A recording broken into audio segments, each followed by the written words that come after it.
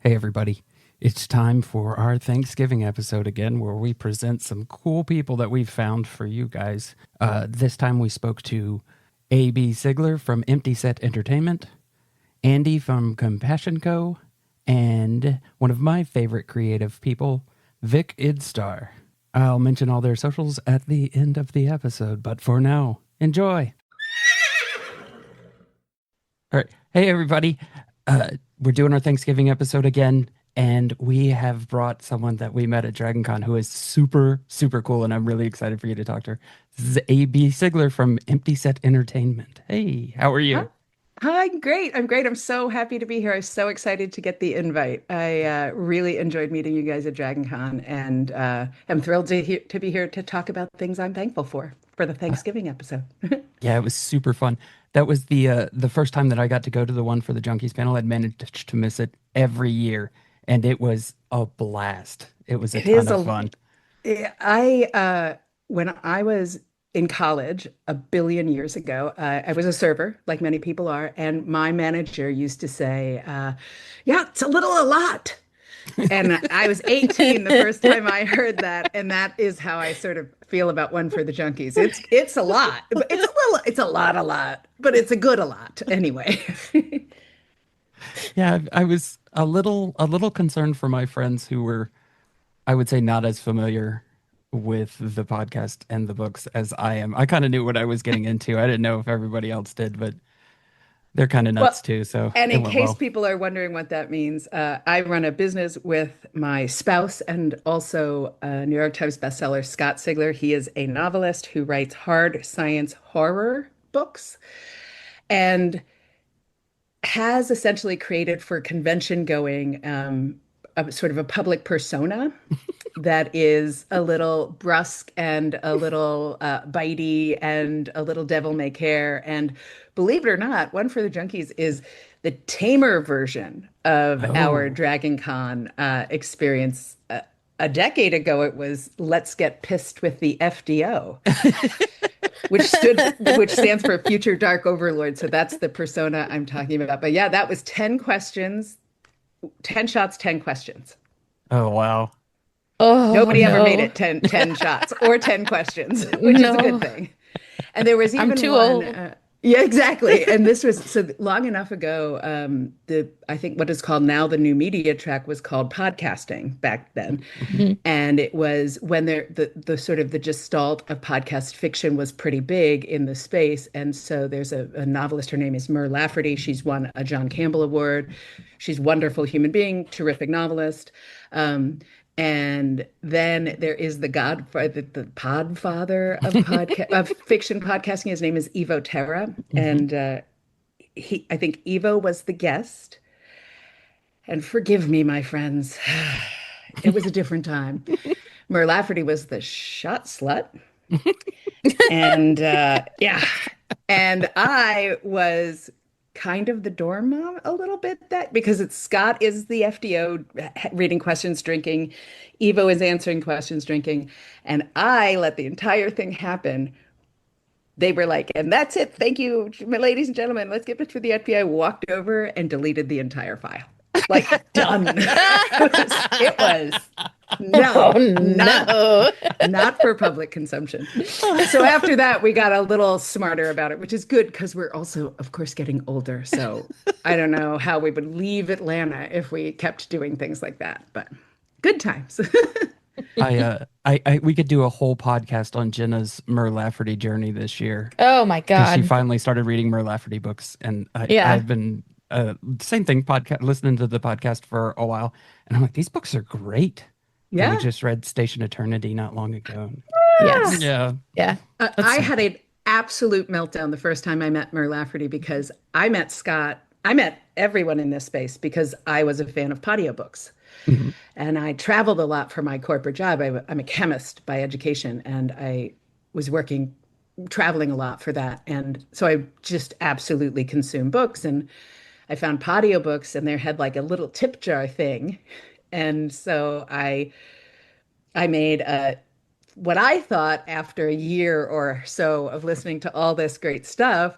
I made a $500 donation and I said, please distribute this. These are the authors that I've read and love. Please distribute this as you, I don't know how it works, as you see fit. And Eva immediately emailed me back. It's like, I need your phone number if that's okay. And I sent it to him and he called. He's like, hi, I need to know more about you. And that's how I met Evo Terra, is he Oh, said that's awesome. exactly that. He's like, not why did you do this? Not do you know that's a lot of money? Like none of that. I need to know more about you. And I had already been listening, and I forget why, but I was going to Phoenix, and at the time, Evo lived in Phoenix, and Mur does not. She's an East Coaster, but he had a podcast. She was going to be on the podcast. He's like, "Why don't you come over?" I like couldn't make my face make words, and it was all this random stuff, which is true that I said to her. But what I wanted to say is, playing for keeps changed how I saw fiction for Mhm.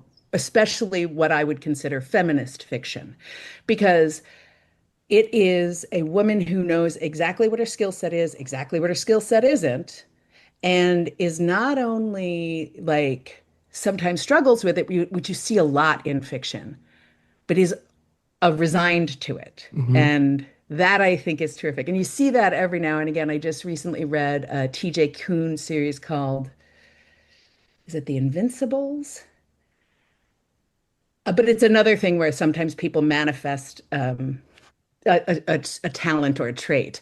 And that's a preteen book. And they have the same thing in common where there's a resignation of, well, I guess I'm just a kid and I don't know what I'm going to have yet. Or Keepsy being like, I mean, it's not the best, but it is mine. And that becoming the superpower, that her accepting that that is like she's not invisible, she can't lose shit. Whoops, sorry, spoiler alert, you guys. Also, is it okay to curse? Yes, Oh yes, God, it's yes. super Yeah. fun. Okay, good, because I just screwed both of those things up in the same sentence. Um, but it's that moment where I meant to say that to Mur. And what I said was, and Keepsy, and that she never loses things is so real. And poor Mur, who is totally chill, was like, should we try that again? It's great. Oh my God, I love that. I Yeah. identify I so hard with that. I Such went a through a ton of media through audiobooks also. Playing for Keeps was phenomenal, and I dove into that after the Heaven and Hell series, which yeah. is my absolute it's one of my favorite things ever. It's so good. Um, I think, oh, what is his name? I can't think of his name right now. There was an author that I listened to who did a book with Scott. There's a The Seventh couple. Son series is the That's name of the J.C. book. Hutchins. JC Hutchins, thank you. It Hmm. was the Seventh Son series that got me started listening to Scott stuff, which got me like it kind of overtook my life. I don't know if you can see my Me my too. shelf of books back there, but yeah. Yeah, I love it. phenomenal story. But the other thing, I got to tell you this at Dragon Con. Um, okay, so really like all of his books, right? Was deep into the audiobook stuff. He writes this book called Alive, and I listened to it, and I was like, okay, they can't all be for me, right? It was a good book series, but this isn't the one. It's not grabbing me like Infected did. I listened to the second book, and I'm like, okay, same thing. Whatever. This is probably for a different demographic than me. All of a sudden, the third book comes out on audiobook, and I'm like, why is this so fantastic? Oh, Oh, it's come on. because they changed the narrator. That's why. It wasn't the book that I ever had an issue with. It was the person that was reading it the entire time. Well, that for anybody listening, I am the narrator of just the third of those books. So thank you very much for that. But I do want to say a couple of things because it really, I think these are important notes to make. Um, And I'm going to tell you something that I have been loath to mention in any Geek channel ever in my life because it is going to be a problem for my husband Oh when he finds out. no. Oh Yeah. no. But I'll start by saying you said a couple of things there that are interesting. Maybe this isn't for me. Yeah. And specifically, I know with certainty because we decided it together that at that moment in time when Scott wrote, he was pivoting to write what young adult Hmm. to middle grade to young adult. So that's a new thing. Of course, Harry Potter growing up through his universe made the publishing industry have to create two sets of young adult, right? So there's children's books now, there's mid-grade, which is kind of the young Harry Potter books, and young adult, which will take you all the way through a court of thorns and roses, probably, that kind of Hmm. era. Hmm. But when that happened, he decided he really wanted to write mid to young, and he wanted it to be something that his nieces could read. So when you look at it that way, neither one of those things were you at the Yeah, no, moment. no. The other thing I want to say is this. As it happens, I am 2 weeks into re-recording Alive and Alight because we talked with Audible, and Audible will allow us to replace the files so that if somebody wants a consistent narrator, they can have it, and they won't have to pay for it again because that feels Yeah. ooh, brother, Yeah. no, that's not for me, not for us as a business. So once we found that out, I'm currently re-recording book one and book two, finally, and so those should be out probably by the end of the first quarter of next year. And if you've never owned them and you want to own them, you can buy them, but you won't have to pay for them again. But I'm re-recording them for two really big reasons. The first is that Scott, if you've read Scott's fiction, you know he often makes up words, and every time he makes up a word, he gives a phonetic and audio style guide to the narrator who is going to read his work. And he did that with Emma Galvin, and Emma just chose to ignore it. So Oh, you may or may not, like what might have happened for you specifically being so familiar with the Sigler verse is you might have heard his syntax and pronounce and the weird words and everything the way he intends them when I read alone because he yes. was directing that. He was Yep. sitting right there going, nope, there or this or so my Omeyokin, which is how it's supposed to be, is not what Emma Galvin said, but almost everybody's opinion is exactly the opposite of yours. No holds barred. Alone is Scott's least well reviewed book on Audible because he changed the narrator and he didn't change it to Oh, him. Yeah. So oh, it's interesting that you say that because I think you're no. hearing his voice and his direction and his pronunciations in my voice. And she Yes. just had her own kind of just like vibe going on, and that did not work out. But hopefully by the end of next quarter, or first quarter of next year, you'll have them both. Yeah, I'll definitely go back and re-listen to them after they're Oh redone. yeah. But I think there is something to that. I think it was just kind of removed. And I like the same thing you said. I just chalked it up as, well, he's okay. It's for a different demographic than me. No big deal.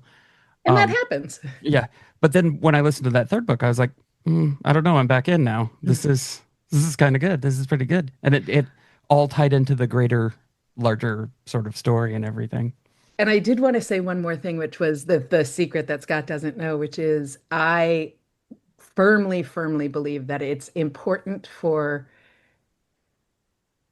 okay to just not like a book, not like a movie that you should like, that all your friends think you would love, that you love everything else they ever wrote. Because I have been a reader my entire life, and the sort of reader who would read like if my mom or dad handed it to me, I would read it. Hmm. And I have tried to read, I have started, I think, 6 times throughout my life. Dune. I will never understand it, but I will also never understand why I can't get behind it. Things that I will accept from Scott, where, in his current story, Slay, there's a character who is named Billy, who is also named Walter. And there's an explanation inside the universe for it, and it's all fine.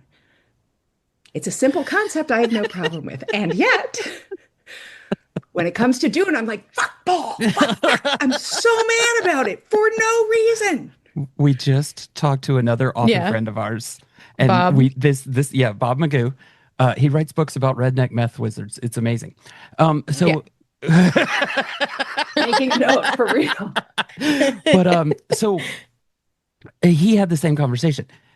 He loves Dune, but one of his tropes that he absolutely loves is squabbling houses. One of the things Yeah. I cannot stand, and this book is exceptional at world building, but nothing happens. Like It takes the story 87 doesn't- pages yeah. to describe a grain of sand falling down the fire of the fucking dune. Yeah. And I'm like, can you just And you know what move the on? rest But I of love the it. Dune is made out of? Also grains of sand. Yeah. Yeah. Yeah, So- but that one is really special and glittery, and I have to talk about it forever. We talk about the GFL book series and Infected and all those books. Like you sort of attach to writers who, and this is all like a preference thing. Like I get it, but you attach to writers who write at your pace, right? Agreed. Dune is not my pace. Dune is somebody else's pace. And it's the same problem I've had with some of the Brandon Sanderson stuff, like the Stormlight Archives, couldn't do. Mistborn, absolutely loved. So like I get it. But And I have my best friend in the world loves Terry Pratchett and loved who now she calls the motherfucker. You can assume, but loves Terry Pratchett. And we at some point in our friendship, we meet as adults. We're in our, I think she's like maybe 29 and I'm 31. So we're adults. And at some point we switch our current favorite book or the book. If I said, what's your favorite book right now? What is the book you're handing me? We switch those. And mine is a book called Winter's Tale by a writer called Mark Halperin. I am a New York City girl. He is a New York City writer. I love that book to distraction because I was 17 years old when I read it for the first time when it first came out. So obviously imprinted on me. She hands me Ending in Discworld. I'm not sure what. I can't even tell you what she gave me because there's 95. What is that map? Mine is like a book about New York City. It takes 240 years. Here's like, this is just, and then you go here, and then it comes here. And then listen, in book 7, there is a chapter that really should be the opening chapter of book 18. So Oh, no. skip that. And I'm like, oh my God, how do you like this? yeah, no. But like you say, Yep. you access different things differently. And for her, she is the daughter of a diplomat. And a lot of her life was pocketed here, there, and everywhere. Like sometimes she'd be home in India, and sometimes she would be in London, and sometimes she would be with her sister in Belgium. And so I think it fit her way of thinking better. Yeah. And I am confessing all sorts of things that I don't know that they know about me, but now you do. Because I've never read Terry Pratchett either for this reason. Oh, so actually, one of Alex's partner, Scott, a different Scott, huge fan of the Crypt. Like we've talked about it many times that we cannot wait for the Crypt book too. Yeah. She has only told me how awful he is at giving book advice.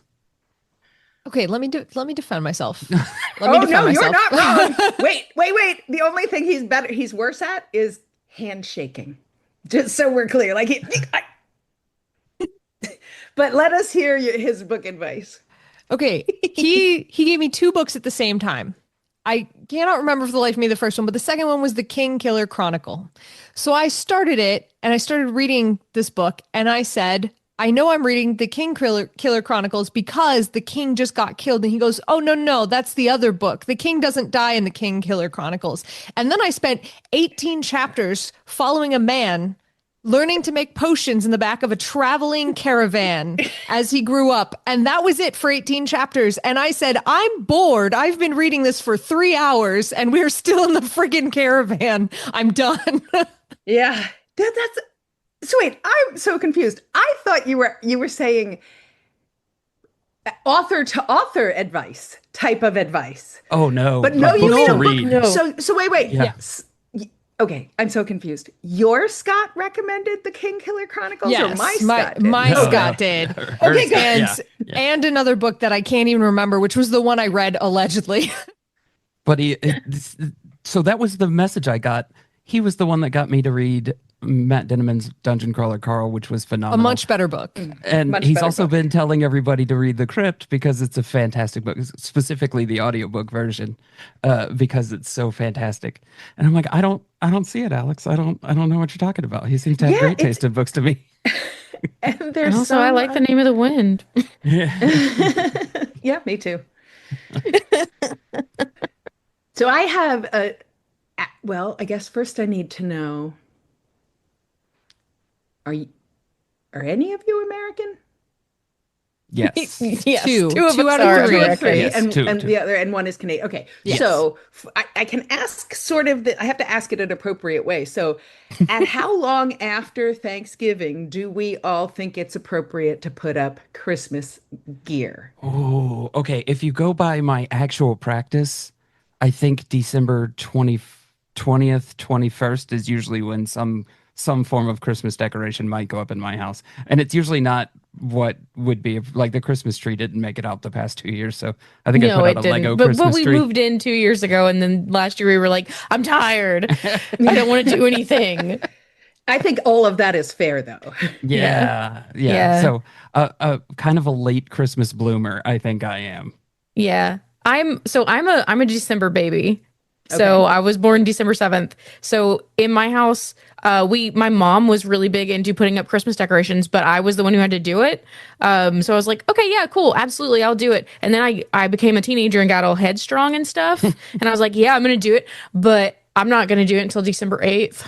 And that just kind of became my hard set rule. I love that, though. Come on. Yeah. Like it's gonna be my birthday first, and then you can have Christmas.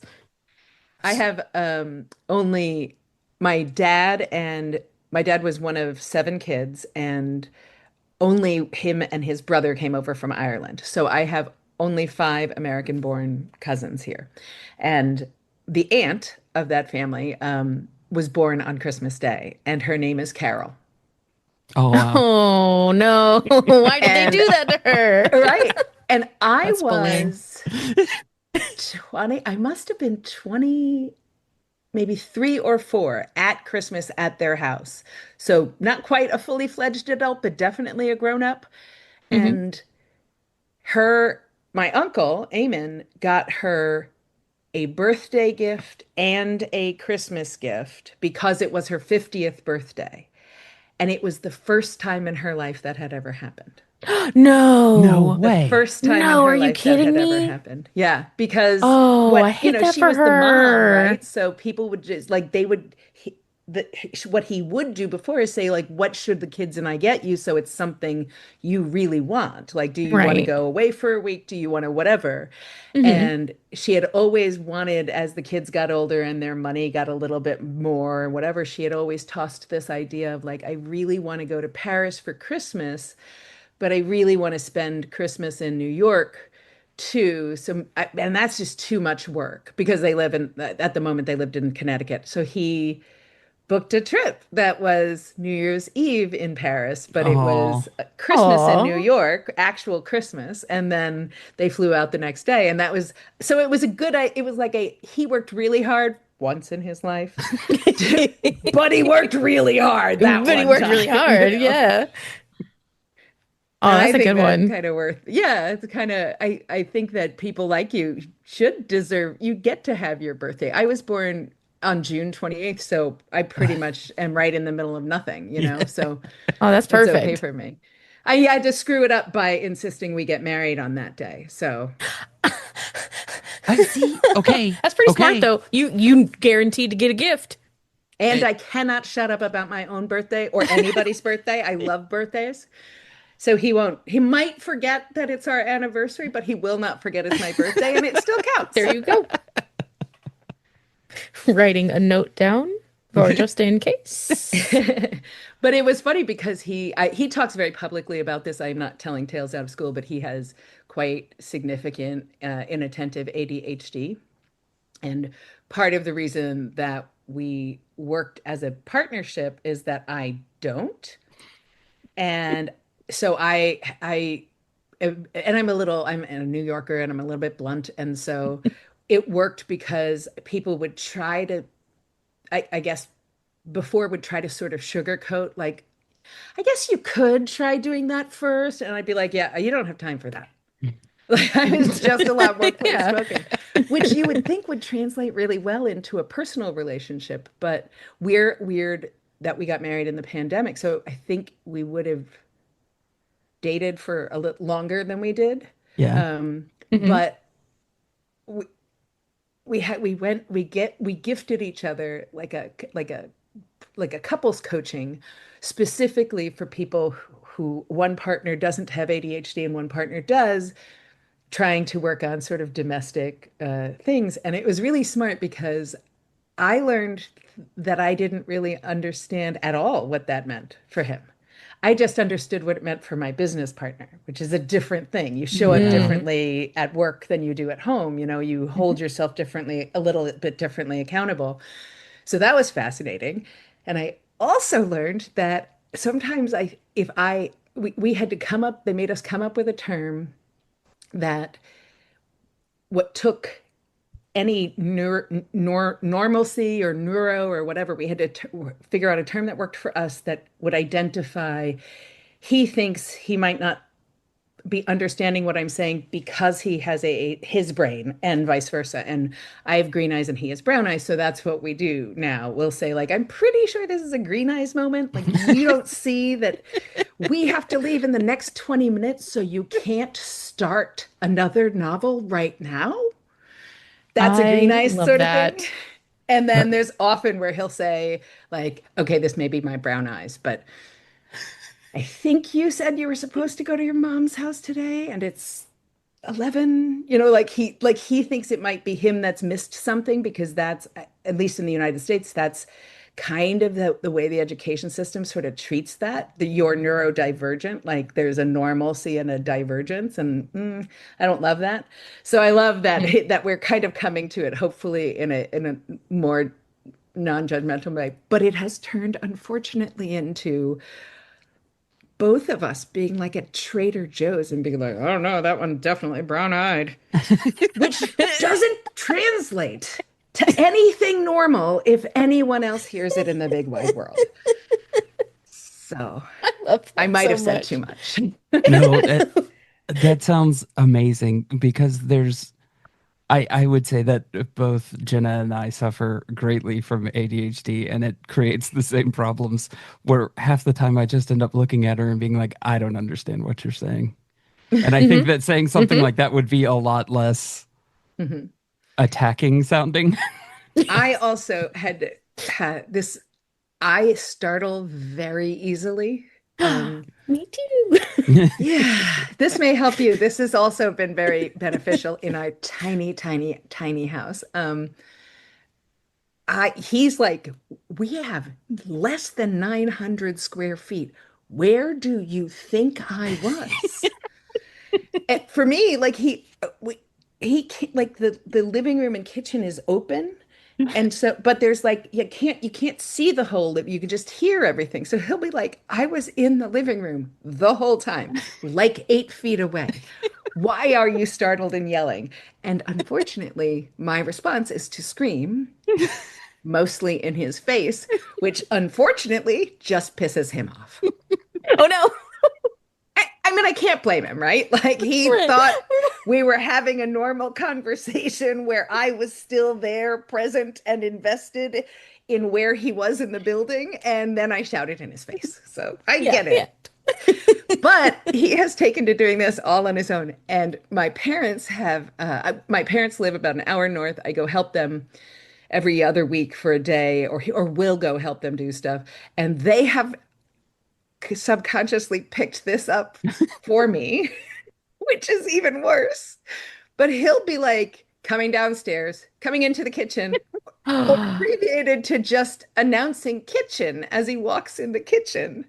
And I will be at my parents' house unloading groceries, and my mom will be like, kitchen, because they're all tired of me screaming in their faces.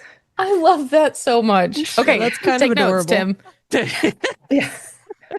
It totally works. It's just, 'Cause- I don't think they know that so either Scott said, hey, just start doing this and then you'll be less mad, or they just saw it and picked up on it. But I don't think they know that I know. Like, I think they think they're sort of training or taming me. Whatever, it works. They're Yeah. cute. Oh, that's so much fun. Oh my God. So yeah, I wanted to give you a chance to talk about anything you wanted to talk about too. You got any projects that you wanna mention or anything that's happening that Yeah, there's a couple I'd love to talk one thing about my business, but one thing about a new book that just came out today that I'm really excited about as well. Okay. My business, the short thing is we have a weekly live stream currently at the moment, and that is transitioning into something of a different project. But there's still going to be content coming out. We also have finally launched a subscription service that has a completely free tier. That way we can start sort of giving people more of what they want in the format that they want them. Oh, that's And fantastic. and then the thing I really want to let everybody know about is today I have a good friend, R.A. Consul, who is releasing the fourth and final book in his series, Stealing for Wizards. Stealing from Wizards, this is book one. Book four, the final one in the series, came out today. And it is a magic boy going to a magic school, I'll say, a kind of book that I can't recommend the man who writes this. I can't recommend the series. And I can't recommend the sort of the change of pace of it, I will say, enough. Okay. So That's book four came out fantastic. today. Yeah, I'm so excited for him. Absolutely, we'll be picking that up. That sounds fantastic. Yeah, I may have already bought it while we were on this call. Yeah. Some people have already done the work. Tim, it's fine. I love that. Like having it's it. Do you need two copies in one house? Okay, so if sometimes Okay, like fair enough. yeah, like we have a Jenna bookcase, we have a Tim bookcase, and we have a shared bookcase, and there's a few books on the shared bookcase. But like, if Jenna wanted a copy of The Crypt, she'd have to get her own. Fair Yeah, enough. he will So not there's let like me have certain it. books that just live in my office, and I'm not sharing.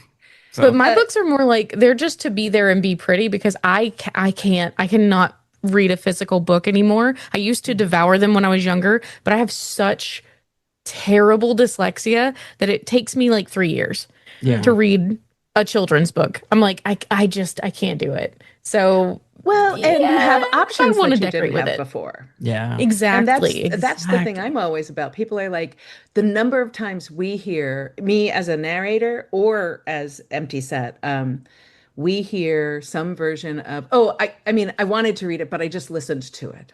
Like, You read it. You yeah, read it. that is reading. That is, yeah. for all Same. intents and purposes, if you say, hey, video me, we're saying the same thing, right? Yeah, Video does not exist anymore, but that's how you say the thing you did.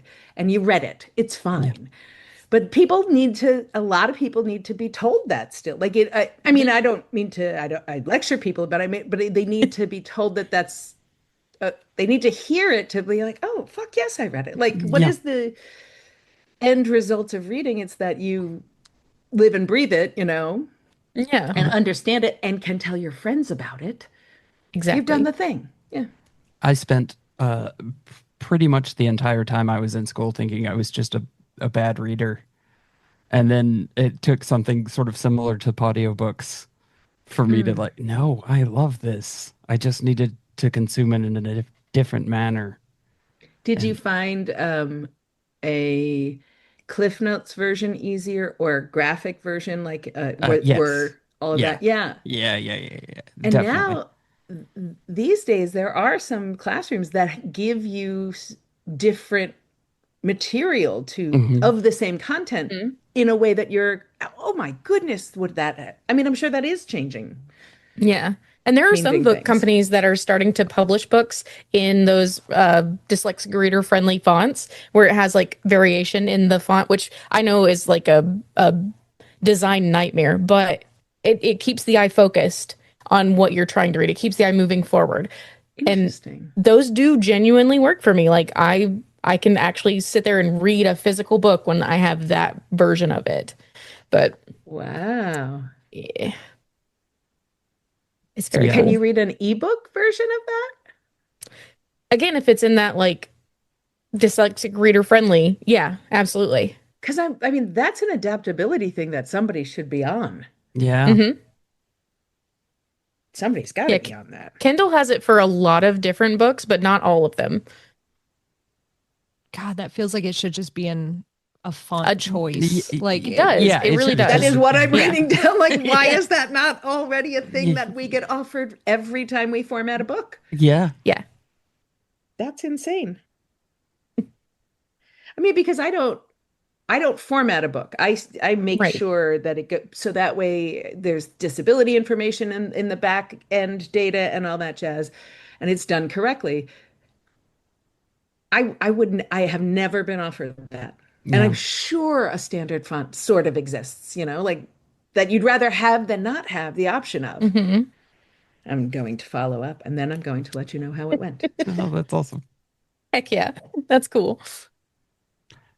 So yeah, that's kind of our thing here. We just wanted to give everybody the chance to hang out with AB Sigler since we had so much fun hanging out with AB Heck Sigler yeah. at Dragon Con. And But yeah. genuinely, one of my fondest memories is when we were doing Blood Feud, and I just looked out, and you were in the audience, just like, yeah, like fully screaming. It was like one of my favorite moments. I was like, you're so cool. It's such a fun time. And I had not been since pre-pandemic until that Dragon Con, but Scott has been back a few times. Mhm. And I have, like I mentioned, sort of medically strong, sort of older parents. So they're fine, but they're also medically compromised a little. So I had been very cautious coming out of the pandemic and taking because I take care of them. And so he'd gone a couple of times without me. And I walked in and walked past like it was some sort of zombie cosplay. And they were maybe it was 28 days later cosplay, but they had like surgical masks kind of hanging off their zombie faces. And I thought I made a sweet joke about like, well, I'm never coming back here, nobody masking. I thought that was a sick joke. But Scott, who was so concerned about me being safe and feeling comfortable, got really freaked out. He was like, "Oh my God, I'll put on a mask right now." Wait, I didn't know. I mean, I should have told you. I was like, and like they were gone across to the Marriott, like they were gone. So I couldn't even explain it because everybody's moving and he's so stressed out. I was like, it's totally fine. That is a moment I will remember for a very long time. And also the insanity that was Blood Feud. Yeah, that was a good time. I'll tell you, Oh my that's God. part of the reason that I love Dragon Con. And this was several years ago. It was before GFL Book 6 came out. I was just walking through the hotel and Scott was walking the other way. And I was like, hey, when am I getting book 6? Just making. That man stood there for like several minutes giving me the full update on when book 6 was coming. And I'm like, how awesome is this place? You could just stop your favorite author and just talk to him and get the whole update on everything. That's the good news. The bad news is it probably took like another year. But it's out now. I'm trying to get everybody to read it. Oh, man. There's a really, really fun conversation to be had after everybody finishes book 6 because there's some neat concepts in there that I want to discuss with people. It's really cool. Neat. But yeah, I just want to say thank you for coming by. Thank you for talking Thank to Sure. us. you. I'd love to Yeah. I would love to be back if you ever want me. It was Oh, totally yeah. fun. 100%. Yeah. Thanks for being here. Yeah, for real. Thanks for being here. Absolutely. What's up, everybody? Hey, hello. We are here. By we, I do just mean myself and Alex. Tim is on a quest, an epic adventure. He is becoming one with a horse. He's going to be a centaur. That's right. But we are here, Alex and I, with our dear friend Andy of Compassion Co. Andy, hi. Hello, thanks for having me. Thanks for being here. How you doing? I'm doing all right, just life is pain, but we're getting through and having a good time tonight with friends. Yeah. Hell yeah. That's what it's all about, man. Absolutely. I love that. I love starting with life is pain. We're getting through. Yeah. Yeah. That's my motto. All right. Because you mentioned Compassion Co., did I tell you recommended a shirt printer to me? Did I tell you what I told them recently? No. I have Oh no my idea. God. I'm so delighted to tell the story. Okay, so I recently ordered from them because you recommended them. And they were, as you said, wonderful and amazing. And so when I was writing an email back, I was like, yeah, hey, just so you guys know, like my friend Andy from Compassion, and I like dropped your full like Compassion Company, like full like in brackets. I was like, he said you guys were awesome, and you are. So I'm really hoping that the next time you order from them, you get something. Because I'm like, he told me specifically to come here. Nice. Yeah, I'm sure they'll put a nice present in the next box for me. So thank you for that. They Maybe better. an extra shirt too. I'll take it. Hell yeah. They're nice shirts too. They're super nice.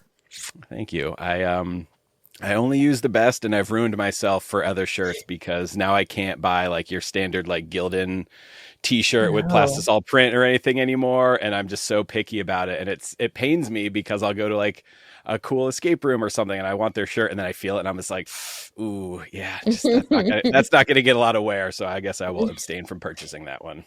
I will not be putting that on my body. Yeah. Exactly.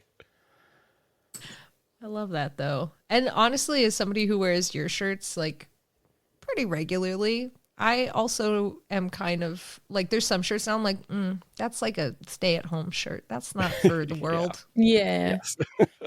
I'm going to dye my hair in that shirt. Exactly. Yeah. Exactly. Yeah. That's what's up.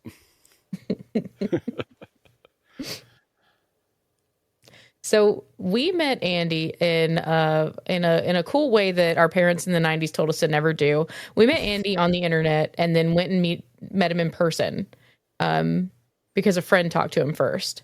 And that was super fun and definitely not scary at all. And Andy, thank you for not being a scary human being. It made me very happy. Yeah. I have to say, so this was for like escape rooms. I have met up with, because I'm often traveling solo, I've met up with so many random weirdos from the internet, and 95% of the time it's been awesome. Like the escape room community is just full of generally pretty chill people that just want to have a good time. So it's nice to find like-minded folks that are also not are only weirdos in the best possible way. Yeah. Yeah. We had a really cool weekend this past weekend. We went down in Orlando and did about 27 rooms. And no, that's not an about. That's an accurate statement. We did 27 rooms over 4 days, and everyone we met there that was that way. They were just so cool and amazing and just wanted to talk about escape rooms. And that's been so fun to find that community. I love that. I'm jealous. Orlando has so many good rooms, so many ones I still need to do.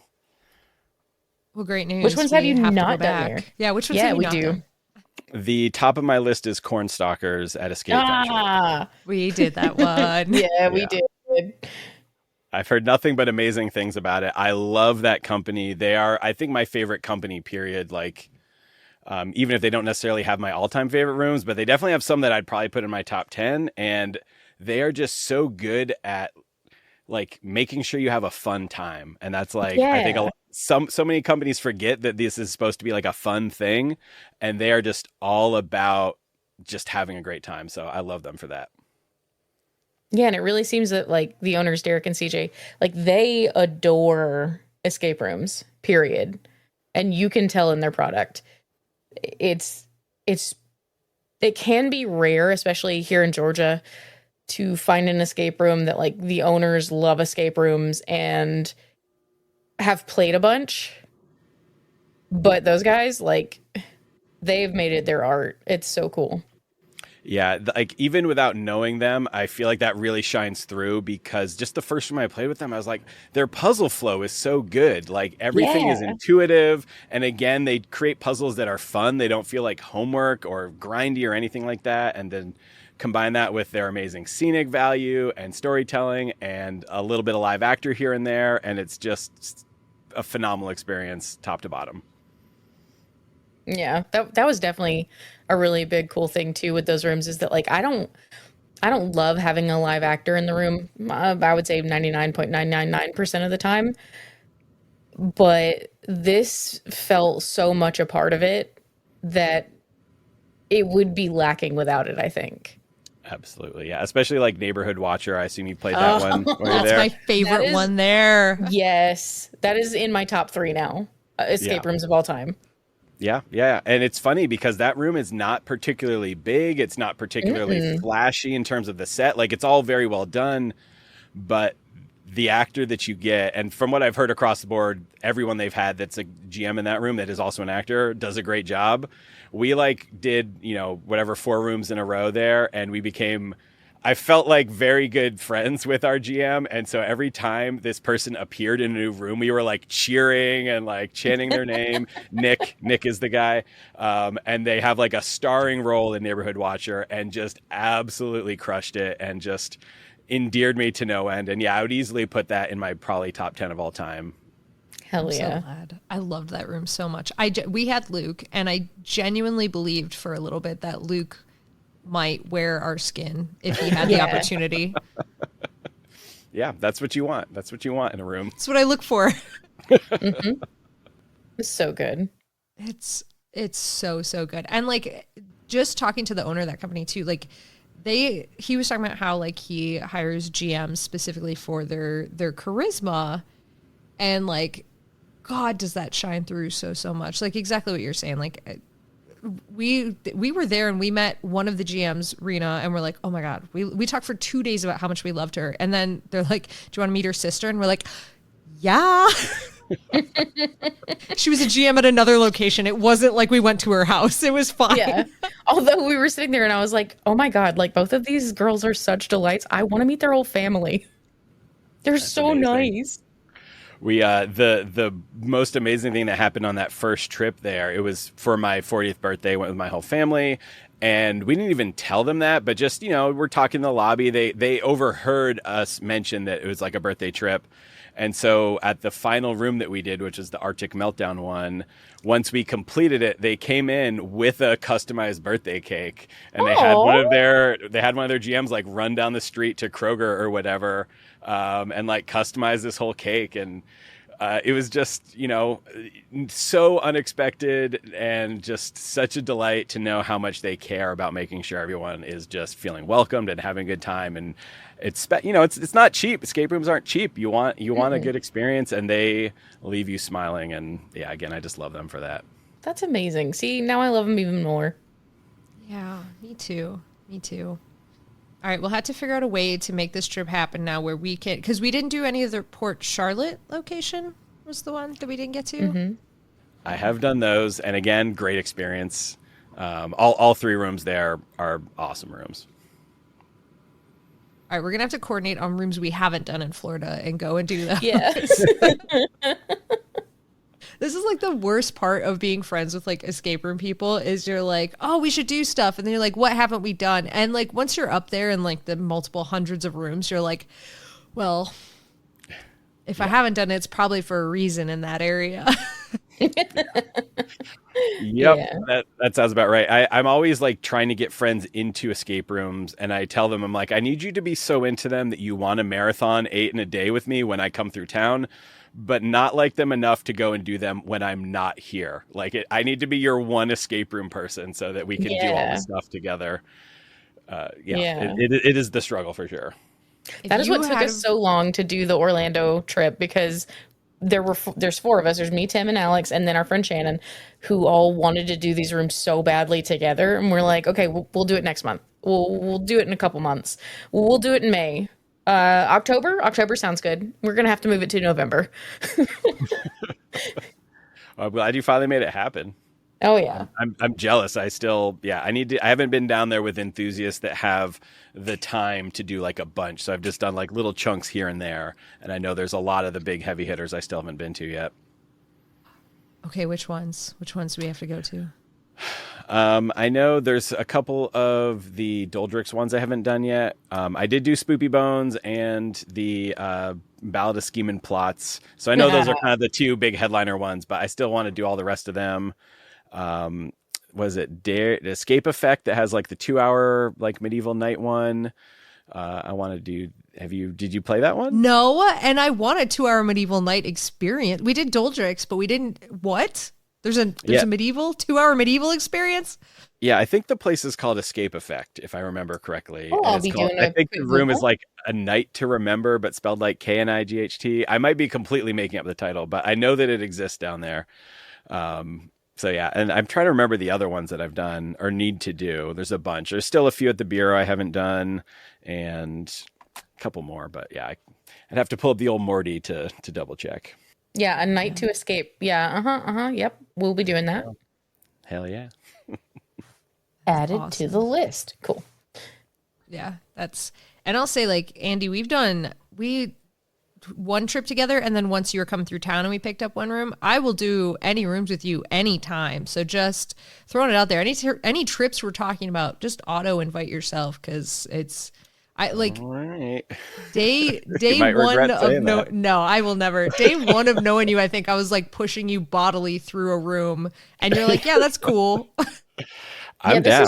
I'm down. I forgot about that. It's a real bonding experience when someone's chasing you with a chainsaw in a basement, honestly, blood-soaked basement. So yeah. No, y'all were such fun to play rooms with, and sometimes you play with people that are they're like, I want to break every record, and they're just trying to smash through. And I'm the type of person that's like, I want to read every piece of text, I want to have fun and enjoy it, and like exclaim to the people I'm playing with about how cool that is, and y'all are like totally down for that style of play, and it is such a delight. Hell yeah. Yeah, it's so delightful. And like it's fun to do things and to beat the room. Like I don't want to fail miserably and only get like to a third of it or something like that. But like, I don't need to be the ultimate winner. But that said, I also don't want to fail by like 3 seconds either. I don't want to. Like, you give me those 3 seconds. You give me those 3 seconds. I'll take it. If I fail by 3 seconds. That's my own fault. No. I want to finish a room with 1 second left on the clock. I want to know that I got like done that this whole time. I've done that, and it was not a good experience. No. No. Was it just a bad room, frustrated, and everything? It was a bad GM. Something didn't trigger, and you could hear them through the wall. They were talking to somebody else in the room, and I'm like, hey, what's going on here? What do we do? And I'm like yelling at them. And you can just hear them just talking through the wall. And I'm like, okay, cool. So I guess I'm just going to sit here like an idiot. God. That's the worst. I mean, that speaks to how much a good GM can make or break an experience. I mean, that's not even like a good GM. That's just someone who's doing their actual job of paying attention to you in the room. That's negligence right there. Mm-hmm. Man, good GMs can really... or just people that care, like just people that anyone that cares. Because I'll say that because like I know that we've done some rooms like where the actors are really driving the whole thing, and it's not. Oh, I don't know, a combo experience, I guess. But it really is important that they just care in any particular. Just pay attention. Just make sure things are working as they're supposed to be. Yeah. A little goes a long way. And then those who can go above and beyond, I think that's the reason why we're all talking about Escape Ventures so much, is because of their customer service. I think that if the rooms were what they were, but like the GMs were just kind of your standard ho-hum high school kid who doesn't really care, I don't think that we would be talking about them nearly as much. Definitely not. No, definitely no. And we got a GM on her first night out being a GM. And I gotta tell you, she came out as like an evil witch for the very first room, and I was not ready. And like I'd been there all day, and I was not ready for the level that she put into this. And I'm like, I kind of love this person. Yeah. Great. Yeah, this was our 9th room of the day, and she popped out in that cloak, and I was like, hold on. You're bringing a level of intensity that is stunning, and I need a moment. That's what you need if you're on the 9th room of the day. You need someone to wake you up a little bit like that. Honestly, we did, and we crushed it because of that, I think. Hell yeah. What was it, 24 minutes we got out of that room? Yeah. in But it 24 didn't minutes. feel like it. It did not feel like it, but we did it in 24 minutes. Yeah. We were flying, but Yeah. but You it were in felt the like we got groove. our money's worth. Yeah. Good. Where was that with this witch? That was Escape Ventures. That was Yeah. their Oh, that was also. Oh, that's Winter Their Garden location. Yeah, Winter Garden. okay. Because Nice. they Yeah, I bought haven't they touched that bought one the at all. Escape Goat. Yeah. Would you say that those rooms are the same quality as the other location? Honestly, I would. Yeah, Okay. they're Yeah, prop wise not so much, but the one that I'm saying prop wise, one of them prop wise not so much, and that's the one that's getting Yeah. torn out like in the next month or two or whatever to start their Yeah. new room. But it's still gameplay wise, yes. All right. All right. I'll keep that in mind. I'm about to be down there for my birthday in like a week and a half, so maybe I'll add that to the docket. hell Yes, do it. yeah. All right, so having done hundreds at this point, I don't know what your number is. I know it's a lot more than mine. I'm somewhere a little over 300 at this point. Oh, nice. Okay, I broke 300 on this trip. Congratulations. Yeah, I'm at like I think it's like 310 somewhere around there, so Yeah, we're about the same level. hell yeah. What is your still like number one? I want to do this one so bad I can't stand myself. Well, I mean, of course, there's the top ranking rooms at Escaparium in Montreal. I was there when they were like apparently just opening or maybe even beta testing Forgotten Cathedral, which I think that one and Magnifico Circus are like their two newest ones. And we found out about the Cathedral one and we're like, you got room? And they're like, no, we're all booked up today. So I have not been able to do that. So I've been dying to get back there. And then in the US, actually, I really want to get to Nemesis Club in Phoenix. They have a couple rooms there that everyone just seems to rave about. And it's like it's like a speakeasy style entrance. And the front business is an actual operating like ice cream shop that makes milkshakes and all that stuff. And so like I have friends that have gone there and just gotten ice cream they didn't even know until I told them that there's also like an escape room business like hidden in there somewhere. So those are probably the ones that I'm just like been the most eager to play for like quite some time. That is my dream. I love those. Like, it's not even a fake business. It's just a business out front and you have to know how to get in basically. Because there's a restaurant like that here called Muss and Turner's.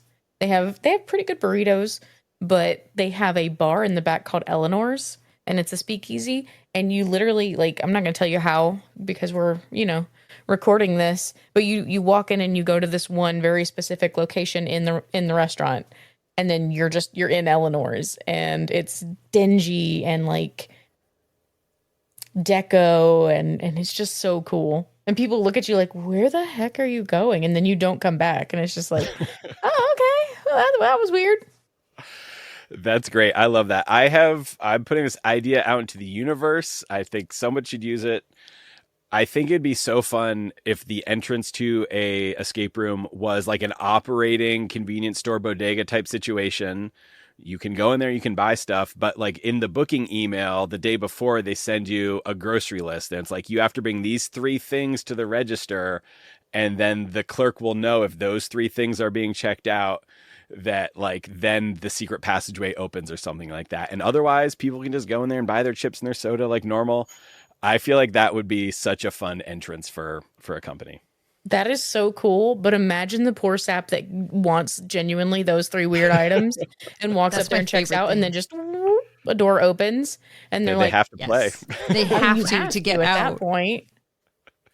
I feel like one of the items would have to be some super weird thing that like no one would ever buy to prevent that, but it would be fun. Or maybe there needs to also be some kind of secret password that you say along with those things, but Yeah. but I also do love the idea of someone just being pushed into an adventure because they happen to purchase, grape soda and a Slinky and, whatever, a Maxim magazine Right. or something. That's exactly what I want to have. I mean, at the end of the day, like logistically, you're also going to have the booking email. So you have the person like looking out for the amount of people coming in and like blah, blah, blah. So like realistically, you could prevent this from happening just by like having the clerk be aware. But I think you're absolutely right. If a person did buy those 3 things, they should be forced to play the room against their will if needed. Yes.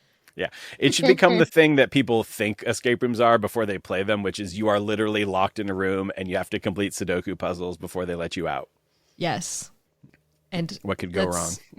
Dude, one of my favorite things is people that come into escape rooms and think that you are going to kill them. And like, especially because it is always, I kid you not, like 6 football players. And they come in and they're like, are you going to lock us in and kill me? And I'm like, I don't even clock as much as one of, like, you guys are so much bigger than me. There's 6 of you. What do you think I am going to do specifically? I mean, a little chloroform. You could get your, you could. They wake up in cages, all chained up. They each have a piece of information to get out, and they have to share it. They have to communicate together, and then they find out the true friends, I don't know, the friends we made along the way. Andy, all you're doing is describing escape rooms I want to play. Well, if only we knew someone that had their own escape room company that could create these things. I don't know where to get chloroform, and I want to be a player. It's okay, I do. Okay, well, this is now becoming more likely. It's going to happen. And you'll never know when it's going to happen. You're just going to wake up and have to start the challenge. I just walk up to you and I go, hey, can you smell this rag? And then that's the last thing you remember. Can you imagine that? Like, I would need other people, because can you imagine me being alone and you do that to me and like I wake up there and I'm like cruising through this escape room by myself having a great time, and then I get to like a math puzzle and I'm just like, hey, I quit. Hey, hey, I'm out. Oh no. That is the worst when you're in a very small group, which is how I prefer to play. But then, yeah, everyone has certain types of puzzles that they like. And I love when I can see a puzzle and immediately be like, someone else can deal with this. And then I just like walk away and start just searching the room or something. But only you. That's tough. Yeah, that's my favorite thing is like, so when we're not like traveling and playing with like other people like you guys, which I adore and would love to keep doing that forever. It's usually Shannon and I playing, or like Shannon and like our partners playing. And when it's just Shannon and I, we still, I mean, for the most part, we do pretty well, but there's definitely puzzles that I see and I'm just like, hey, this is your problem. And then she'll get like a really lengthy book and she'll be like, this is your problem. And I'm like, okay. It's good to have friends to lean on. It is, especially when you can like play with somebody who you can like balance out what you like doing, basically. Because like, yeah, we could all, I'm sure all of us at this point could get through everything. But if you're with somebody and you're like, this isn't my jam, it's really nice to be able to just give it to them. And that happened to me this weekend, actually. We did one with a massive ordering puzzle in like a big, massive door frame. And I was sitting back, and at one point somebody came back and they're like, oh, do you want to get in here and like see the puzzle? And I was like, no. I'm good. I got the sense of it. Yeah, I was like, I see what you're doing. I'm in my chair. Have fun. Was that the one at Dare to Escape?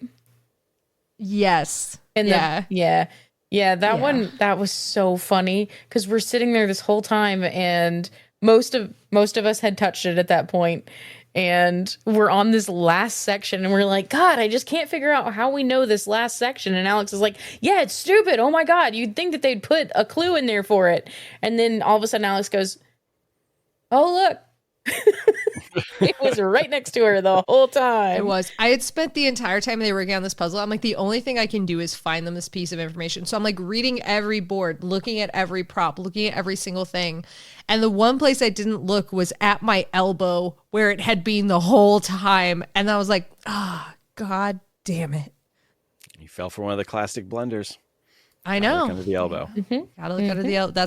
I can't ever find it when they put it on my elbow or on my back.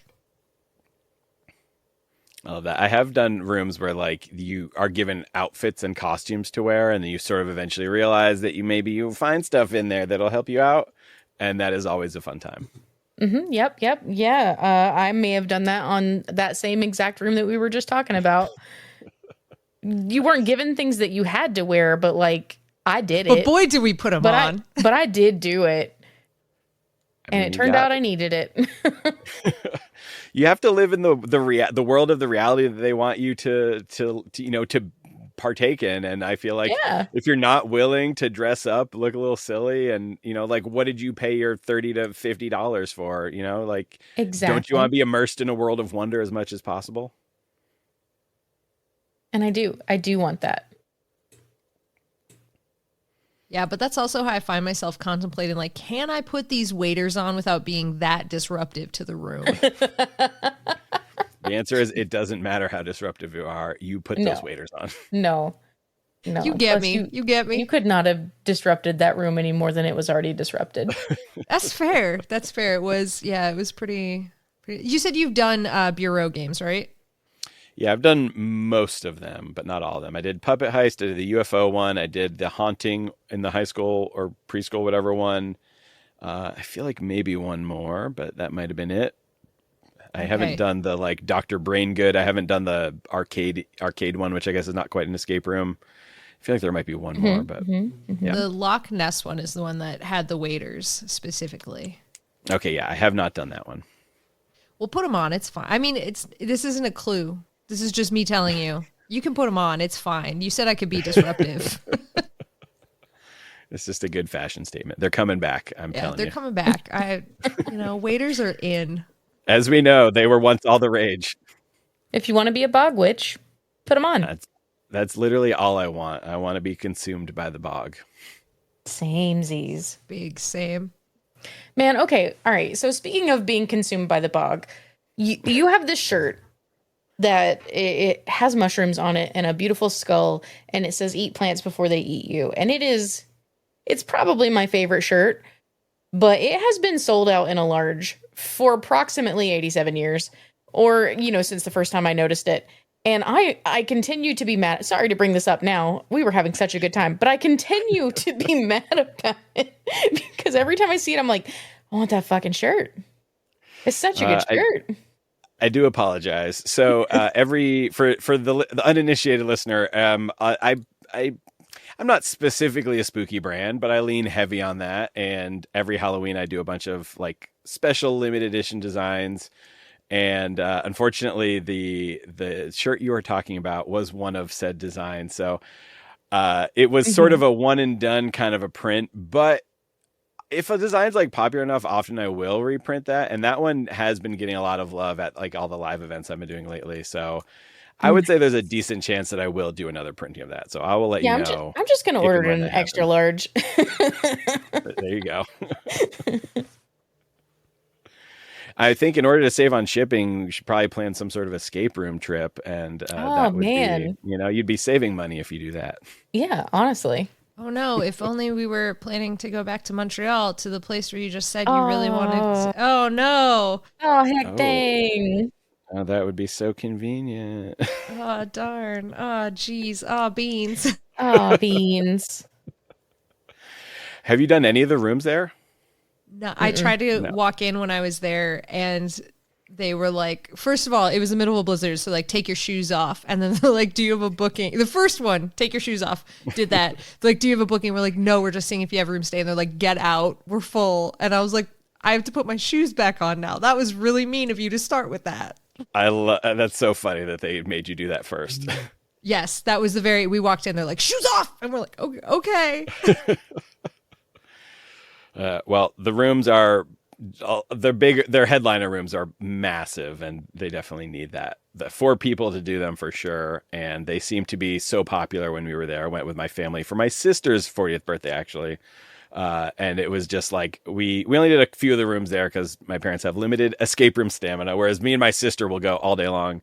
But they just seemed so busy. Just like we never saw less than like 3 or 4 other groups in there. So I'm glad they're doing well, because I can only imagine how expensive those games were to build. And honestly, how expensive it is to be in Montreal. Like that's not a cheap city. Well, you got that exchange rate. So for those of us coming from the US, it's pretty nice. Man, and there's a couple places there. Think about that. Yeah, no, it really helps, like a lot. But it's like the restaurant capital of at least Canada, if not like, anywhere nearby. But like, there's so many good freaking restaurants there, and like vegetarian, vegan restaurants, which for me is legit. Nice. Yeah, there's apparently this amazing vegan sushi restaurant there. We didn't get a chance to go because it was like in the heart of Montreal. Yeah, we just weren't messing with that, because like the Escaparium is like on the outskirts of town, basically. Yeah. Yeah, there's just so, it would have to be an escape room and food trip, honestly. There's just so many good places. But yeah, that's, Oh my God. That's just my dream trip right there. Yeah. I mean, honestly, yeah. All right, the gears are turning. It's happening. It's going to happen. This is like, Tim's like, oh no, I have to go on my adventure to become a centaur. And we're like, let's plan 14 trips without Tim being, I mean, obviously he's coming on them, but like, let's just plan it without him. The great thing about him becoming a centaur is that now he's going to want to eat a lot more plants. It's true. That's true. So like he can be inducted into our club now. Perfect. I'm including myself, even though I do occasionally eat fish, mostly just shrimp. They're bugs. Well, it's fine. I had forgotten you had mentioned Tim transforming into a centaur, and now that you've reminded me of that, I'm unsure of why we're talking about anything other than that right now. I don't know if this is well-worn territory that your regular listeners already know all about, but what is happening? No, you're breaking it right now. Yeah, this is Breaking brand news, new. right. This is something that has been his passion for approximately 24 hours. So I assume that, when he does come home, he will be half horse, half man. Perfect. And as we all know, knowing Tim, if he's passionate about it for like 10 hours, that's the thing he's most passionate about for the rest of his life. Great. I love it. I look forward. I hope it's like reverse centaur though. I hope it's like horse head. Oh man. See, all right. I don't know what I hope for as the person who has to live with him and then will have to adjust their life for it. True. Man. You would probably have to take on a lot more household chores if he only has hooves for his hands. So, all right. For your sake, I hope it's a regular centaur. Well, I hope he it still was a only regular... gets like a sliver of the bed though, so it's fine. No, that's fair. He probably just will sleep he'll sleep most of the night standing up. What are we talking about? But Oh, that's true. What I was really hoping for, he's fine. Yeah, he's good. But what I was really hoping for was that he would be normal half of centaur that you would expect centaur, and normal man part of centaur you'd expect centaur, because I want him to joust, and I think that will give us an advantage at the night's escape the night room. He's going to be If the he can best joust. jouster ever. So you can't knock him off his horse because he is his horse. Right, Auto win. exactly. Great. Cannot wait. I cannot wait to see this. There better be some photos somewhere. Hell yeah. Or in person during our next trip, obviously. Yeah. Obviously, it's going to be really hard for you to bring a shirt that will fit Tim, though. So I hope you're thinking about that. I'll speak to my manufacturer about creating centaur shirts. Does it need to cover part of the horse body, or can it just be like his normal torso? Does it have to go cover the front of the chest of the horse? It brings us all the way back to episode 2, I think. Like, how does that work? If a horse wear clothes, how wear clothes? Yeah. I think a regular horse would be 2 pair of pants, and that's it. Can the front pair of pants have a collar? Sure. Nice. Absolutely. Nice. Yeah. I love that. I love it. It's like horses are the original crop toppers. There you go. Show off that tummy. Yeah. Both of them. Yeah. Some hot tummy on tummy action right there. Human horse right next to each other. Perfect. I love that. That's my favorite thing that's come from all of this. So, what do we think Tim's coat color is going to be? I'm hoping for gray. zebra. Oh, zebra's good. Oh my God. Yeah, he's going to be a zebra. Yeah, I was hoping blue roan, but it's going to be a zebra just Okay. for the chaos aspect. But also, Andy, you've touched on something that really spoke to me there. And that was that I think Tim, of his reactions being jump or duck, Tim is definitely a duck person, which is a specific to zebra. One of the reasons we don't ride zebras is because their reactions are very different from horses. And so they duck jumps instead of jumping. I think Tim's a duck person. I think zebra is completely accurate. And what you've said is 100% truth and will now be canon. Mm-hmm. It is written. But also, you just said duck person, and that makes me hope that actually his bottom half is a giant duck. He just walks around Daffy Ducking. Yeah, he's literally Daffy Duck in it. It'd be great. Think about how scary that is, though, in every horror escape room that we play, that like in the darkness, all you hear behind you is like plap, plap, plap, plap, plap. And his cute little like DuckTales like wagging back and forth. It's great. It's great. That's so good. I'd throw peas on the floor and he'd be distracted the whole time. The whole time. I do that anyway. Just Yeah. for fun. Yeah. Man loves some peas. I'm learning new things during this podcast. Oh, man. It would be fitting. I was weirdly attracted to Howard the Duck when I was a child. All right. I'm learning so many new things about everyone now. I need a fun fact from you, Alex, now. I don't know who or what Howard the Duck is, so this is all news to me. What? Okay. I don't understand Cultural how that's possible. institution? Yeah, that's... How old are you? 36. All right, so I'm 41. We're in the same, decade close enough. of media being released, and I'm shocked you don't know what Howard the Duck is. Is this one okay? I might like if I see like a picture, I might be like, I recognize that thing, but like, yeah, off the top of my head, I'm not. Howard the Duck is not conjuring to mind images. All right, well, we're gonna say no more. You have to discover Howard the Duck on your own. That's a journey for you personally. So what if we do this thing that we've done several times at this point where we get Alex to tell us what Howard the Duck is? Ooh, okay, all right. So here's the thing: it's a cartoon. Yeah, okay. We look confounded. I assume it's not a real duck. I assume it's a cartoon duck. To start, Howard. Howard seems like maybe like a name that like media people would call like a really nerdy duck. So it's a professor duck at a college for ducking. And he teaches you life lessons via things that ducks do. Everyone else in the show, real human. Only Howard is animated. Is the thing I've just decided is the truth. And yeah, I think that you can learn a lot from Howard the Duck, a wise old professorial duck.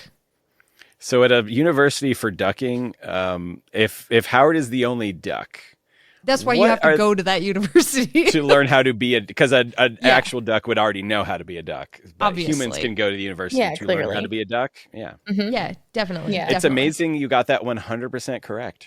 Yeah. You know, I always Exactly do. what Howard the Duck is. And Howard's best student, Jennifer Grey Duck, is there. Yep. as So well. it's Duck, Duck, Gray Duck. Jennifer Grey Duck's from Minnesota. Oh, Yeah. noted.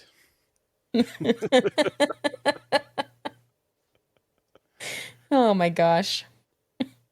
That's it. I've burnt all my creativity on this Howard the Duck show. Getting it right. 100% correct. I know, 100% correct. It's like you've actually seen Howard the Duck before and you're just like messing with us. That's how I recapped all of either Field of Dreams or Angels in the Outfield, and I'm not sure which way I went with that one. Oh, I need to know which episode that was. It certainly was supposed to be Field of Dreams. Yeah, that's the one that I knew. I'll send it to you, Andy. I'll send it to you. I'll drop you a link to that episode where I was 100% correct about what Field of 100%. Dreams was about. I can't wait. I got a long drive ahead in the near future. So yes, bring on the totally accurate movie descriptions. 100%. The worst one, though, is like every once in a while, this drives, I think, Tim in particular crazy. I will land on a detail that's correct. So like the Patriot. I don't know shit about the Patriot. But I kept insisting that little toy soldiers got melted down into bullets. And someone confirmed for Tim recently that actually did happen in the Patriot. And I've never seen Tim more upset in his whole life than when someone's like, actually, she's right about that. Is that like The Patriot starring Mel Gibson? Yeah. Yes. I meant no. I've never seen it. What? I can't. Me either. I had never seen it, and I had no idea that that's a thing. And you could be lying to me right now. First of all, I would never. Second of all, I've also never seen it. And this was confirmed by a third party, but Tim did seem very upset. So I think it's real. All right. Okay. I'll accept his sadness and frustration as an indication it is in fact real. That's what I normally do. That's why we have such a healthy relationship. Oh my gosh.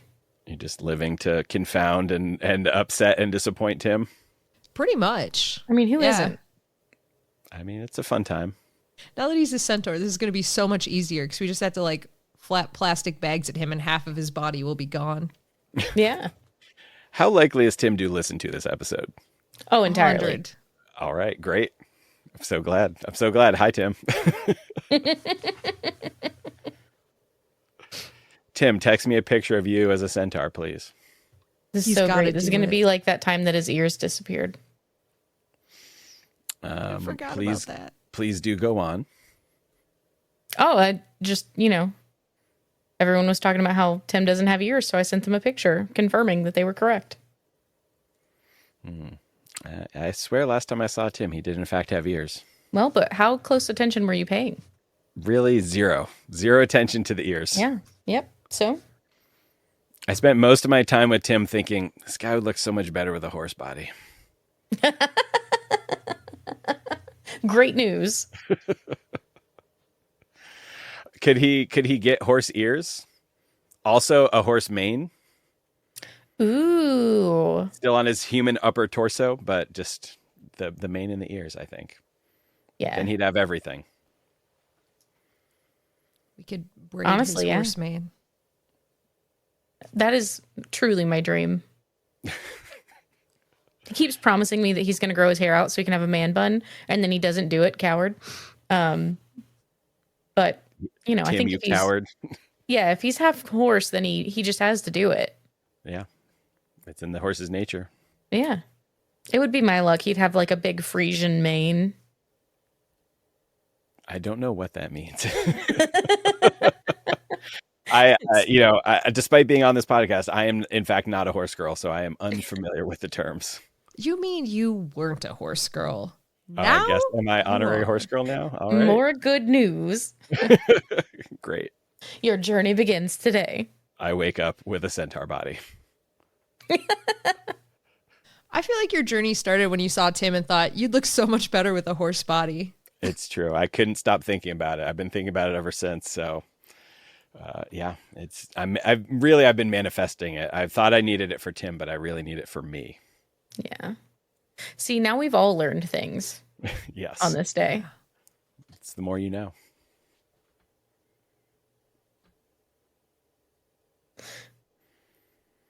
Alex is cracking up over there. I am, because I'm just like, I could just picture this like so clearly in my head of like just showing up to like do escape rooms and like, yeah, these are all my centaur friends. How are you going to put on those handcuffs? I don't know. We're going to need 3 pairs apiece, please. And just some frazzled 16-year-old is like, I don't know how to handle this. Don't This is call my them my horse first friend. day. This horse needs to run free. You shall not shackle me into your fake prison. You guys are going to need to be able to climb, crawl, and damn it. Does anybody need to gallop?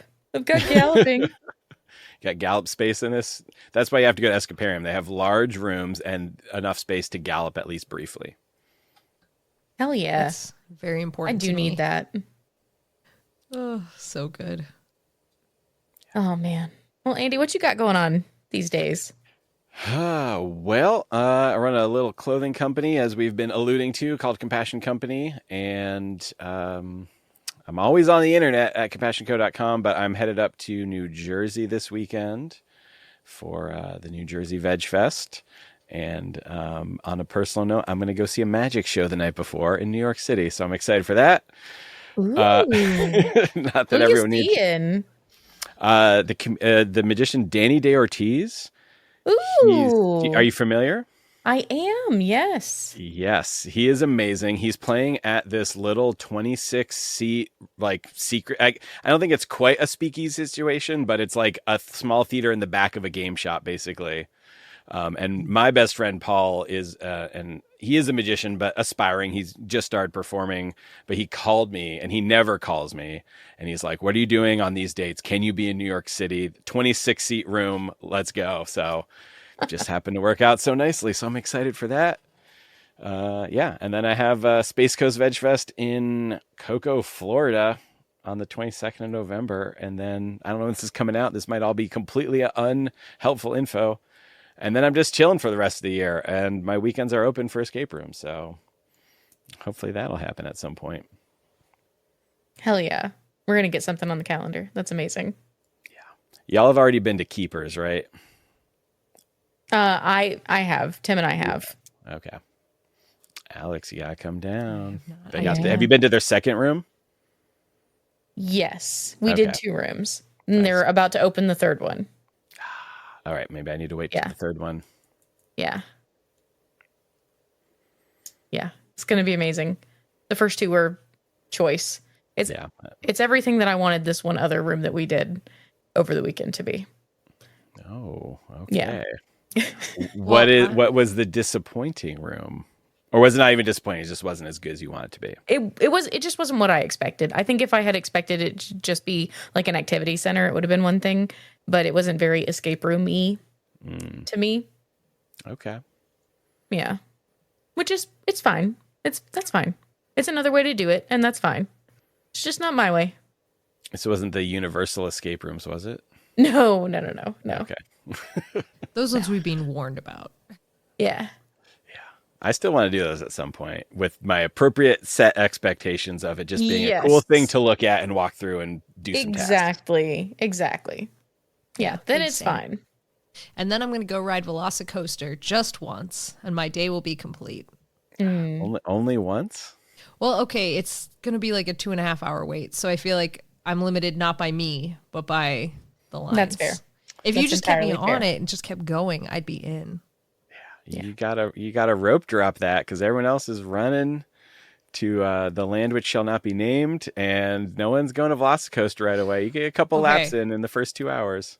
So that is what I have been on it one time, and that was the only way we got on. We did rope drop, ran straight there. It was the week before they shut down due to massive maintenance issues. They had one coaster running, just one, and half the seats were roped off. Still got on it. Still went, my life is not worth this much. I'm going. And it was so good, but we waited 3 hours from jump to get on. Oh my god, man. you almost made all of those AI coaster disaster videos real. I did. I almost got to live the truth of those AI roller coaster disasters. Unfortunately, it maintained, and I'm fine. I'm so glad you made it through. It's tied for like my favorite coaster, I think. It's just Yes. It's great every single time. That little Mosasaurus roll at the very end where you're getting like thrown out of your seat upside down over the water. So good. Phenomenal. It's always Oh scary. my God. It's so good. And also, like, you're being held in by so little. It just feels like so much more dangerous than it needs to. And I'm sure it's not. I mean, no one's died on that one. It's fine. But like, it just feels dangerous. I love it. And I also missed almost all of the velociraptors that are in the rocks around it as I was going. I didn't get to see them all because I was having too much fun trying not to hold on while only being held in with that little thing. So, I got to go again. That's why you need crazy those repeat person. rides. Listen, I have a season pass. So, if you ever find yourself down there, hit me up because there's a chance that I will be there because I'm there a couple times a year at least. Incredible. I will absolutely be doing that because I need somebody that wants to ride Velocicoaster more. I also want people that get motion sick. So like there were a lot of limitations. Alex, I don't know how we've never been to a park to ride roller coasters together before because it's just such my fucking jam. It's one of my favorite things. Yes. All right, Jenna, what's your favorite coaster? My favorite coaster, it used to be I don't remember exactly what it was called, Fire and Ice, Dueling Dragons or whatever at Carowinds. Yeah. I loved it. I loved going backwards through that tunnel. I never got to do that. I only got into coasters in the last 2 years, really. So I'm trying to make up for lost time. Oh, man. Have you been to the Six Flags in Illinois? Yes. Okay. The Batman coaster there, not scary, but just a really good coaster. It's a really solid coaster. It's a fun time. It's a very, very good park. A lot of, I think, a pretty solid coaster lineup for their top 5 or whatever. Yeah, I love a good from our Batman coaster. I don't know. I guess I haven't ridden it enough to know, because I feel like they're all pretty similar, but I often hear enthusiasts say they think the Georgia one is like one of the best. So Yeah, I'll have to come nice, to Georgia nice, and nice. do that Batman coaster. All right, we're planning a Six Flags trip.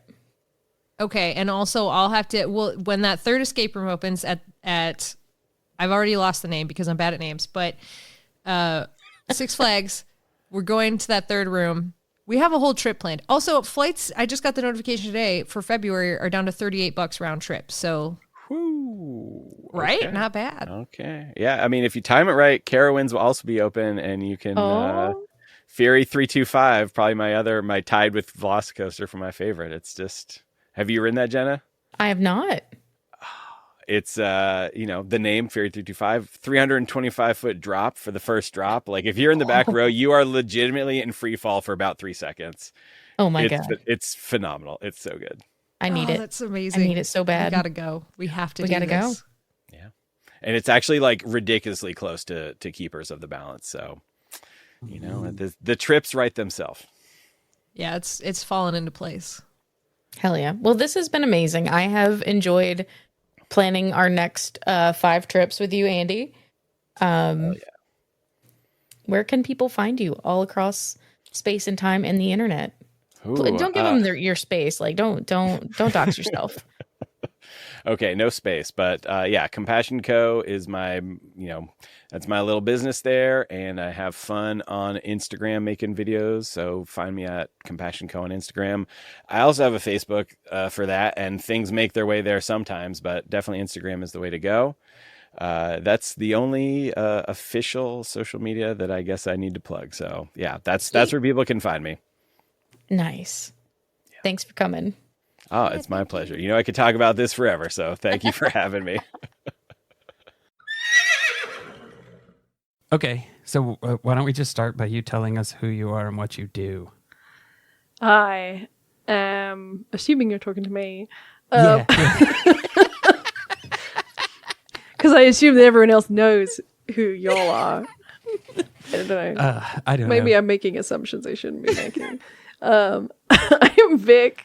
I make comics and some stuff. Aren't you glad you invited me on here? I'm so good at this. That's all any of you get. Yeah. It's like at the end of like Doodle Crew, and Swan's like, all right, who are you and what do you do and how can people find you? And I'm like, yeah, I make comics and I tell stories and play D&D, and I sort of package these things up in formats for other people to consume.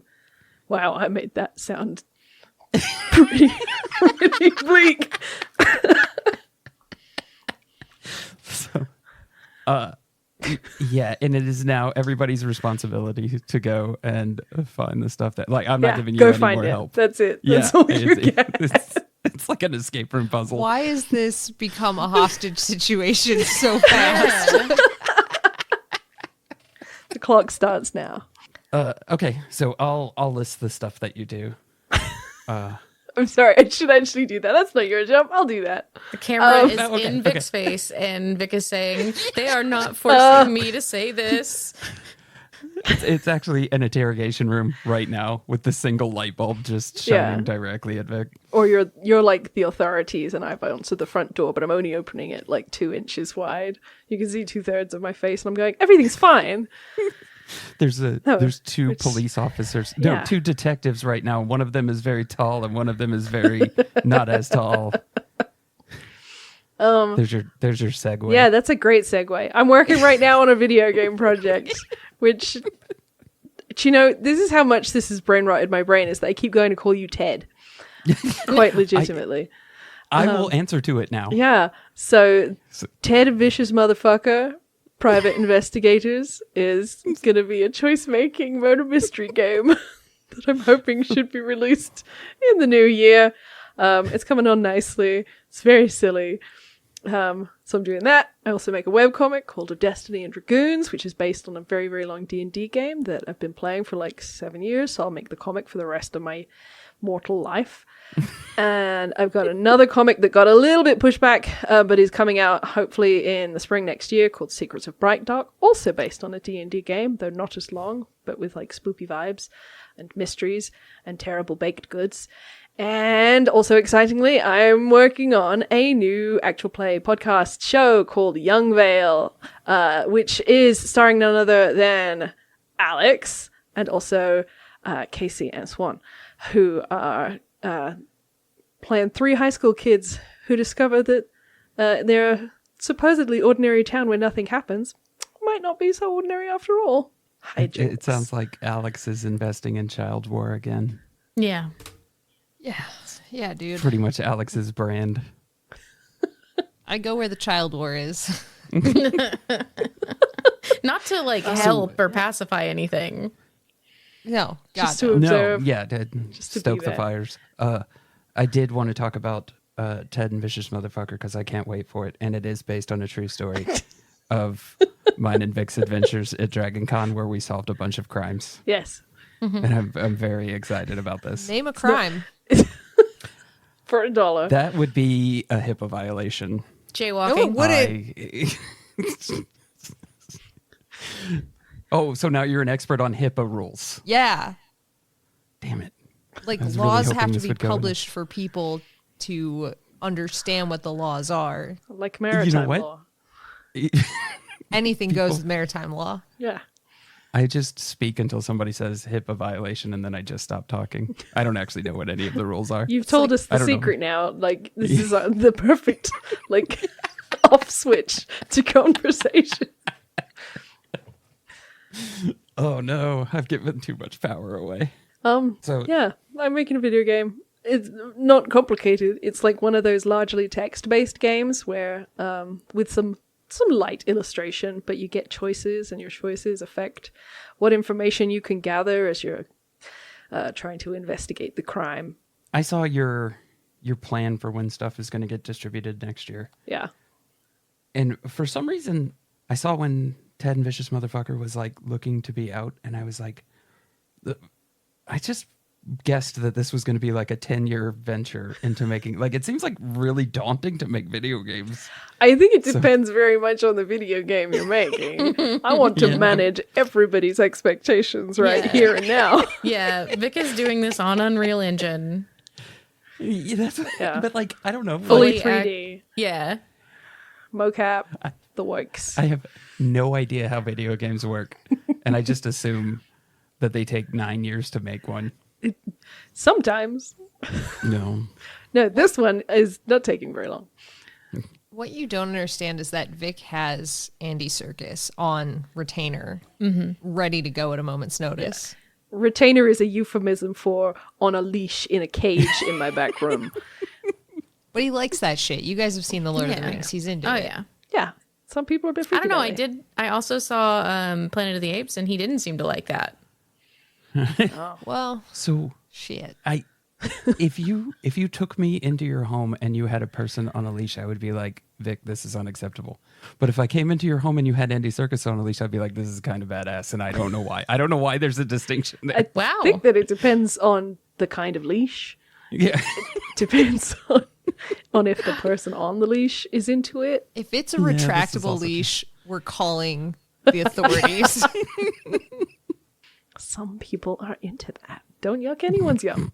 No, Yeah. it's just because of the danger if they run forward suddenly, it might snap. Like, retractable Like leashes mini-me don't kind of across the have table, the... just- Yeah, exactly. It's not safe to hold that much human weight on a retractable leash. Yeah. No, probably not. Okay, so it's not for the well-being of the person. No, I don't No. give a They're fuck. not- The danger. To be fair, they're not being suspended by this leash, so it's not trying to. Yeah, no, but like, what if they get loose and then they're running around the neighborhood? This is why Alex goes around her neighborhood saying, leash your person. Leash your person. This is why I have a really big net, is to catch them. It's like a cartoon net on a stick, and I just run around like. Mine's not on a stick. Mine's weighted on the edges. Mine's a goose net. Can you fire yours from like a cannon where you go boom and it sort of spins through the air and tackles people to the ground? If I had a cannon, probably. Well, now you know what you have to do. It's pretty cool. This is the only thing you're lacking is the cannon Just portion. the Yeah. Oh, if I only had a cannon. Why do you have a goosenet? Catch geese. Do you have an air compressor? Not on me. Oh, okay. I was about to say I have a potato gun. That'd be awesome. I used to have an air compressor because I'd use it for film prop stuff. Yeah. Because you can make fake explosions with flour and shredded paper and a pressure cannon. You can also shoot potatoes really far. Yeah, that too. Why do you catch geese? What do you mean? Who are you I think even that was a talking pretty to right straightforward now? question. Well, like what did the geese do? Got injured. Oh, I thought you were in like a geese prison or something. Like, Sort Like, of. why would you but go? it's more like a geese hospital. Yeah. No. This is a geese sanitarium. It is forced hospitalization. Yeah. Yeah. That's why it's kind of like a prison. I don't know why I thought it was like for sport. I think Like you catch and release the geese. Goose hunter. I think perhaps sometimes you think that the things that I do are more nefarious than they actually are. Or maybe I just don't all the way think it through. I think it's the more likely situation. What are you doing today, Alex? Geese hunting. But not like you think. That's what it says on your business card. Goose hunter, but not like you think. Dude, if we made a Ghost Hunters knockoff, but it was Geese Hunters, oh, that would be so much fun. But like imaginary geese, like the whole time. We just act like we can hear the geese. So not that You're different like- from Ghost Hunter. Yeah, not that different at all. It's like completely the same. Do they use nets? We have like EVP, but for geese. EGP. Electronic goose phenomenon. Alex's EDM band. I'd listen to that. That sounds great. I would totally, if I were to become an EDM artist, I would put goose honks in all my songs. Nice. I would probably listen to that too. Yeah, man. It'd be great. Different ones, though. You'd be educated on the type of honks the goose is making based on the title of the song. I would totally make a song that had like a through line of just Alex going, it's actually a red-tailed hawk. And like the Yeah. seer sound just repeating. I've never seen the light leave Alex's eyes, like when somebody says it's an eagle scream That would be the name of the or an eagle song. noise. I guess that nobody calls it an eagle scream except for us. That would be the name of the song. No, for the people record. assume it's an eagle. Like that's Yeah. the implication. Yeah, but they don't say scream though, right? I don't know. I'm not I don't sure. pay attention I'm to trying to remember people. when I first learned that it was a red-tailed hawk. I want to say it was like 5 or 6 years ago, and I was like, America's full of lies. I think it was also 5 or 6 years ago for me, and it was when Alex first told me that it was not. That's not the noise that eagles make.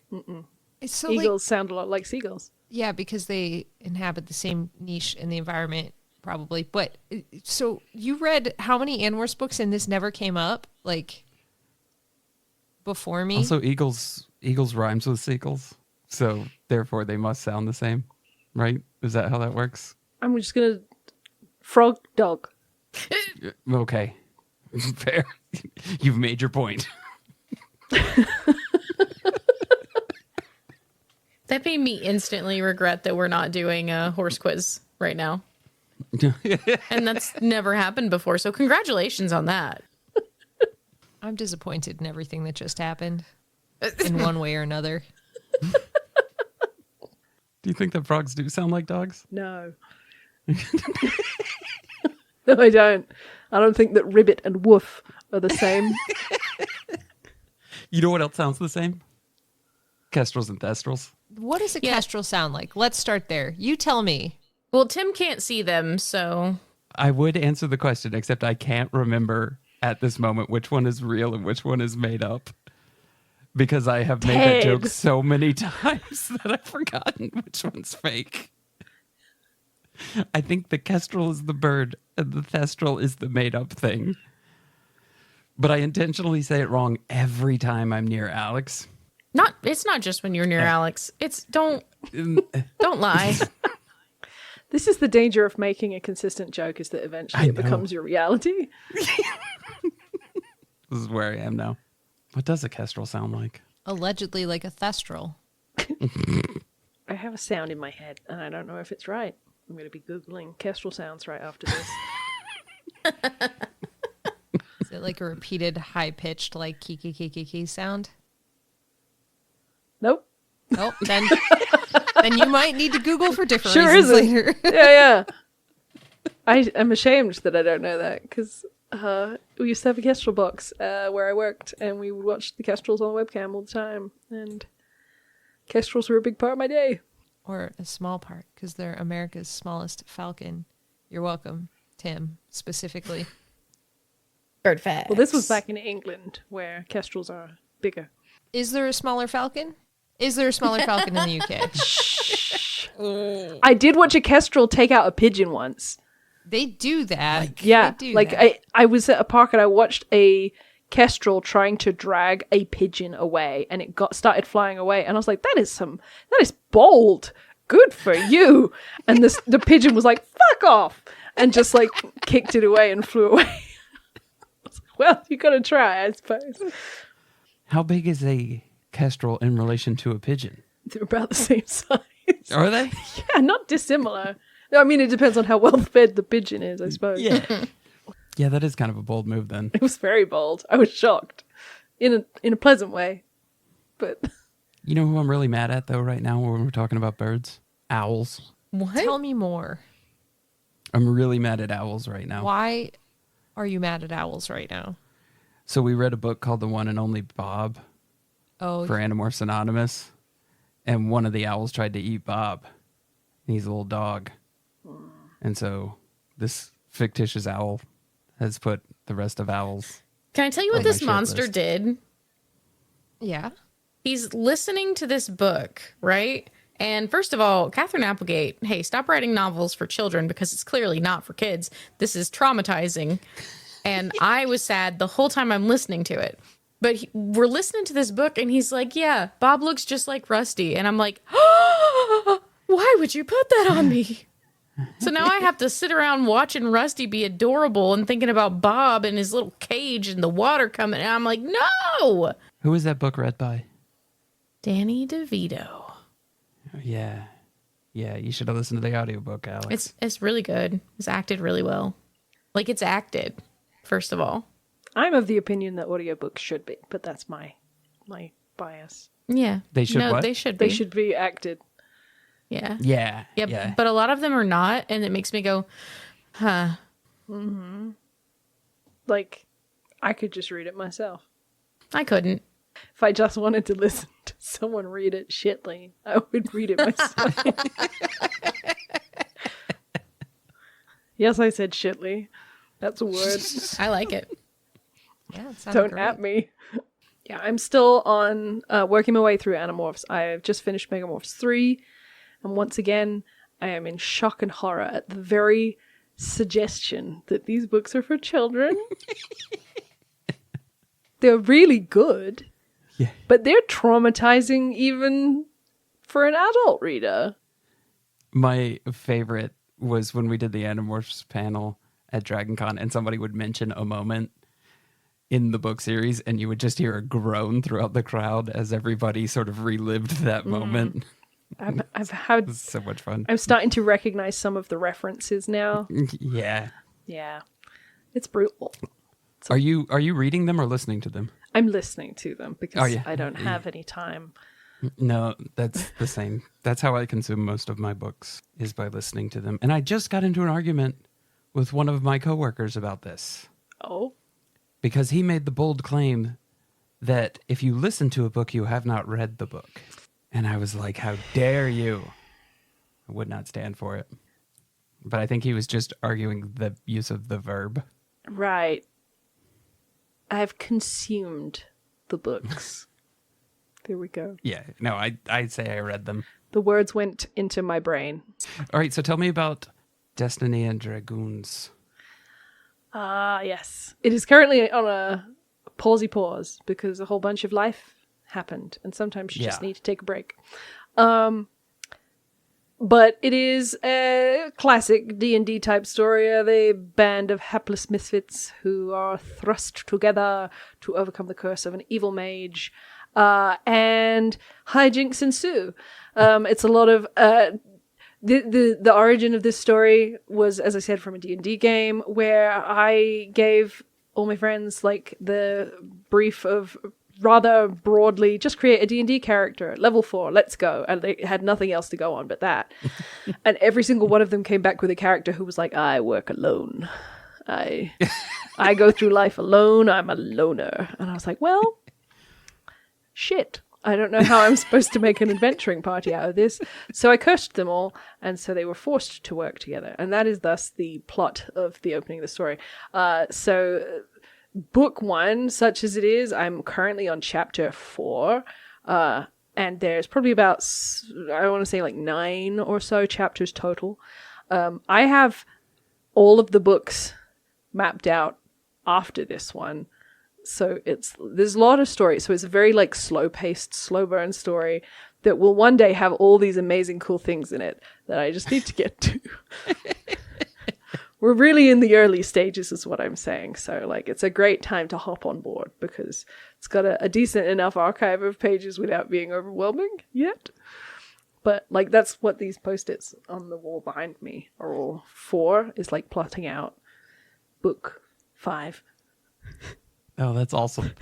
Is the other comic you're about to start mapped out the same way? Not exactly. It's a much shorter, much more contained story. And it's going to be on Webtoon instead of in the sort of print format that Dragoons is. So it'll be done episodically with longer, like more panels and more story per episode than like the page by page that I release weekly for Dragoons. So there's going to be about 30 something episodes of that, probably released. I would not expect to be able to do it every single week because it's a lot of work and I have to sleep at some point, regrettably.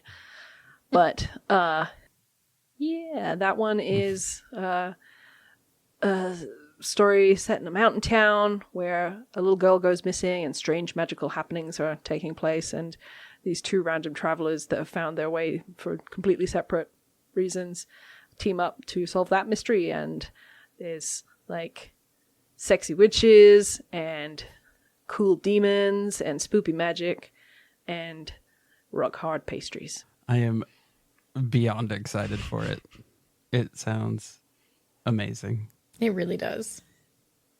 I want to get on it. It's just, yeah, life happens. And so because life was happening and I was like, I need to take a mental break for a second, I decided to do a video game instead because I don't understand what taking a break means, I guess. So I don't understand. We talked to Jason Doro and it was like the same thing. He's like, I need to take a break from my massive novel series. I'm going to go write a reimagining of Macbeth, but set in Viking times. Yeah. And I was like, how is that a break? Because it's not the thing. It's a different thing.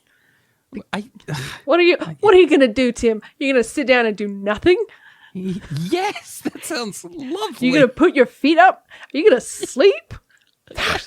Insanity. I love sleep.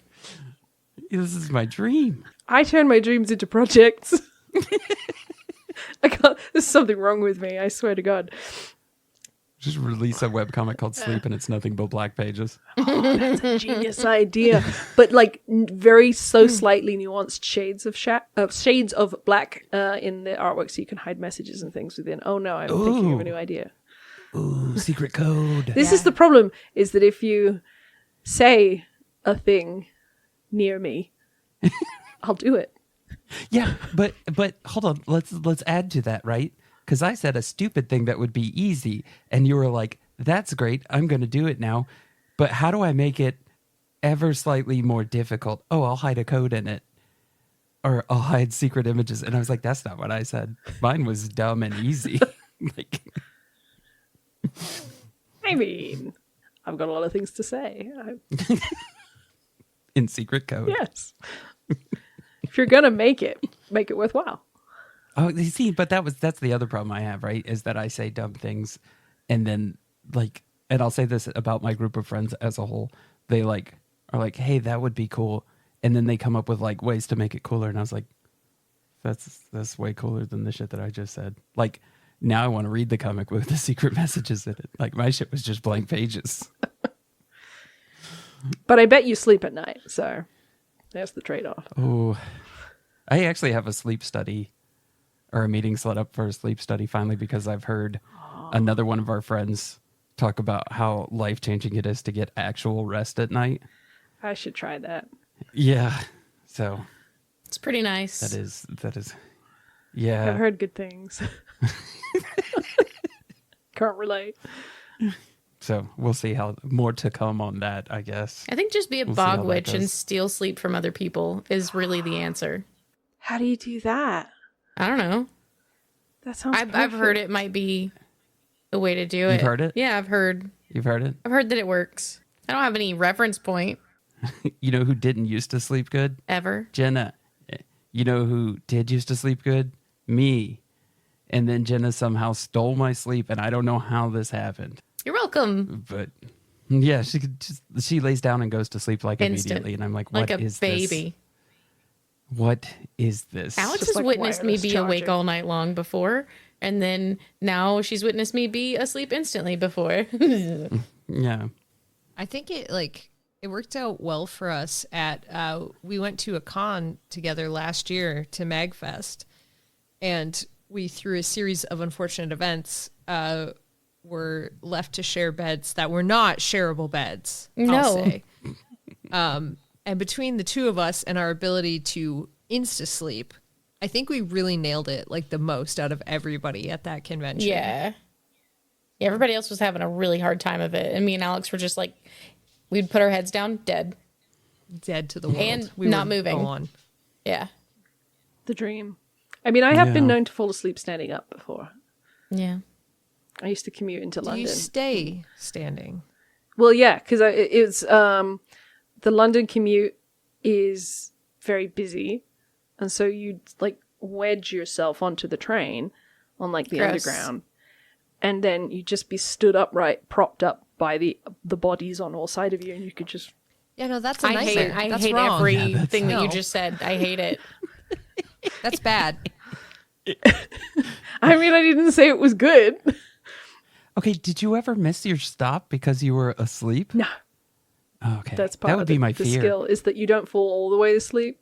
You just fall Oh, asleep okay. enough, Yeah. and like you get woken up at each stop. That's the car nap here. Yeah, Ugh. Carnap. it's just like everything starts to jostle, and then you hear the bing bong and Kensington, and you just get out. Yeah, Alex, I had a coworker when I worked at a former job who turned me onto the car nap, where you just go outside and sleep in your car for an hour. Because we worked odd hours, and it was life-changing in the best possible way.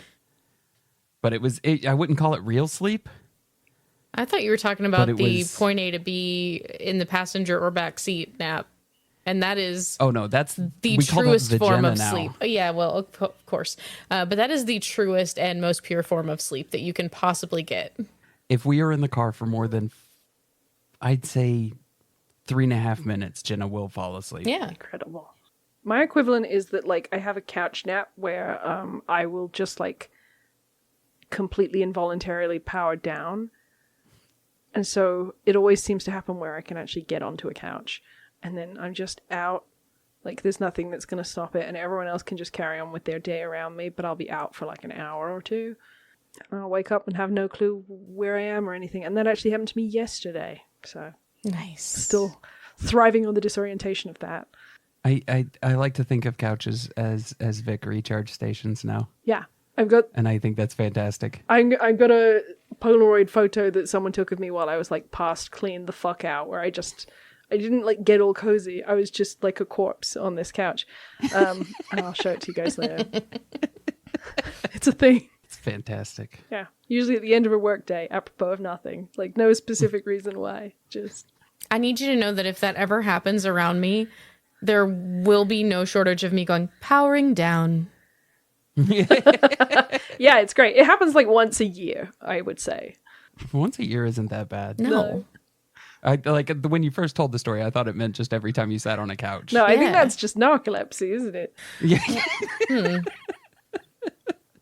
Hey guys, do I have narcolepsy? Yeah, but it's couch specific narcolepsy. Yes. Couch induced. Selective narcolepsy, It's like, okay, but that sounds kind of which is really just selective napping. narcolepsy. Yeah. You go in, the doctor's like, this does not sound like a problem. Like you pick when you sleep, like this is fine. I fall asleep every time I sit on a couch. Okay, well then don't sit on a couch if you don't want to go to sleep. Thanks, doctor. Okay, so where can people find? I'm going to ruin the escape. We have not talked about the escape room moonbeams. puzzle. Oh Oh, you yeah, want to talk about moonbeams? forgot Yes. about that one. We can talk about moonbeams. I don't know how because it is amazing and it makes me happy. Well, that makes me happy. Yay! I'm not gonna lie. It's kind of my favorite. And I realize that's controversial considering I know what Youngvale's got going on. But Moonbeams, it's I mean, really fucking high up there. Coffee, werewolves, territory fights. Yeah, You're right. It's right in our kind of fucking In repertoire, it, isn't right in it? our it fucking is. repertoire. Yeah. It's for anybody listening who doesn't have the faintest idea what we're talking about. A comic that I made, a cute queer coffee shop romance with werewolves, which started off as like truly out of nowhere. I was like, oh, I'd love to make a story about a coffee shop romance with werewolves. And I had to dial it down from the massive saga it was going to be into just a short story because I wanted to be able to execute something on it this lifetime. But I do have a whole much larger, wider spanning story loosely outlined that I will get to one day. In my head, this is it. So like Dragoons is just running in the background perpetually now for life. And then there's Ted and Vicious. Then there's Bright Dark, which is a shorter contained story. So like, as I said, finished in like 30 episodes or so. And then Moonbeams. There's hope.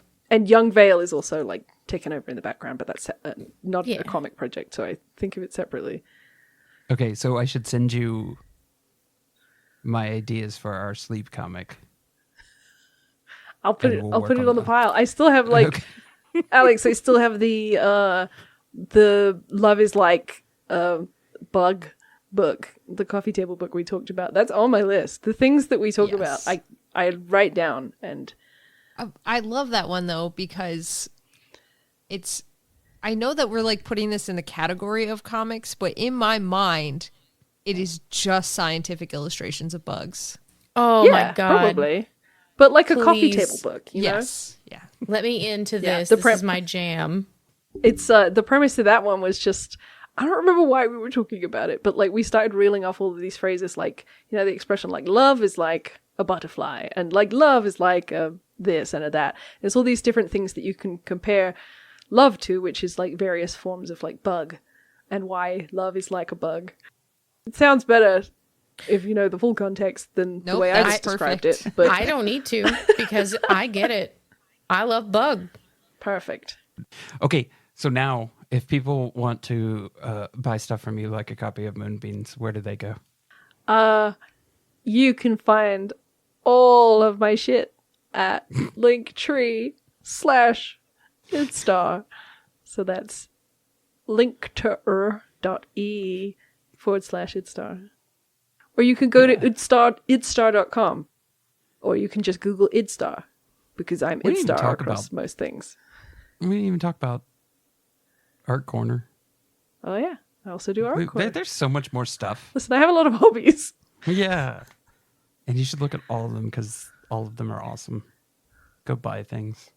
Yeah, I've got a store where you can buy physical paper copies if you like to hold things in your human hands. I do. Of Alex doesn't. Comic books and also stickers, and you can get some t-shirts and some other stuff. Tim, Yeah. I don't like to hold too many things. in my human hands. One alcoholic beverage. One alcoholic beverage is too many things I don't think in your can't human hands. means I don't want.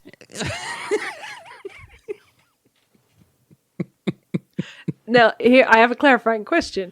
The alcoholic beverage, is it in a container? Yes. Well, it was. Okay. Because if before it it hit wasn't, the then I would floor. actually say that a single drink is, in fact, too many separate things, i.e. too many droplets of fluid. It was contained until Alex's hand decided no. To uncontain And it. then it was no longer. Yeah, to Well, uncontain we've all been it. there. This is like I don't know if you guys do this. This is a very classic British pub game where you go up to somebody who's holding a pint and you ask them what the time is. Yeah. That more of took me a minute. It's more of a redneck thing here, but I'd say that's the same thing. Yeah. I would fall for that. Yeah, you would. I would. You still will one day. The target. Yeah. One day I'm going to ask you what the time is. Yeah, and you're going to get me with it. And then Alex will be standing there, and all the times that I've made fun of her for not being able to hold stuff. Yeah, she'll be like, what are you going to do next, Tim? Tone a wound? No, that's exactly what will happen. Okay, well, thank you for hanging out with us today, Vic. Thanks for inviting me to hang out. So those are the cool people that we met that we wanted to share with you. As a reminder, you can find A.B. Sigler if you search for Empty Set Entertainment to find all the neat streams and stuff that they're doing. But more importantly, you can buy books and merch and such, because the more books and merch and such you buy, the more I get. And also there was Andy from Compassion Co., which, as you remember, he said, find him on Instagram by searching Compassion Co. And then you could buy shirts and stickers and things so that I don't have to steal Jenna's anymore. I'm just kidding. I'll steal from Jenna anyway. And also the amazing Vic Idstar, who you can find at idstar.com, and you can buy a whole bunch of stuff from them so that I can get more stuff made by them. That's idstar.com, IDDSTAR.com. This is a very self-serving Thanksgiving episode is what I'm gathering from this outro. Yeah, whatever. This stuff is awesome. Go look into it and go follow these people because they're great. Bye.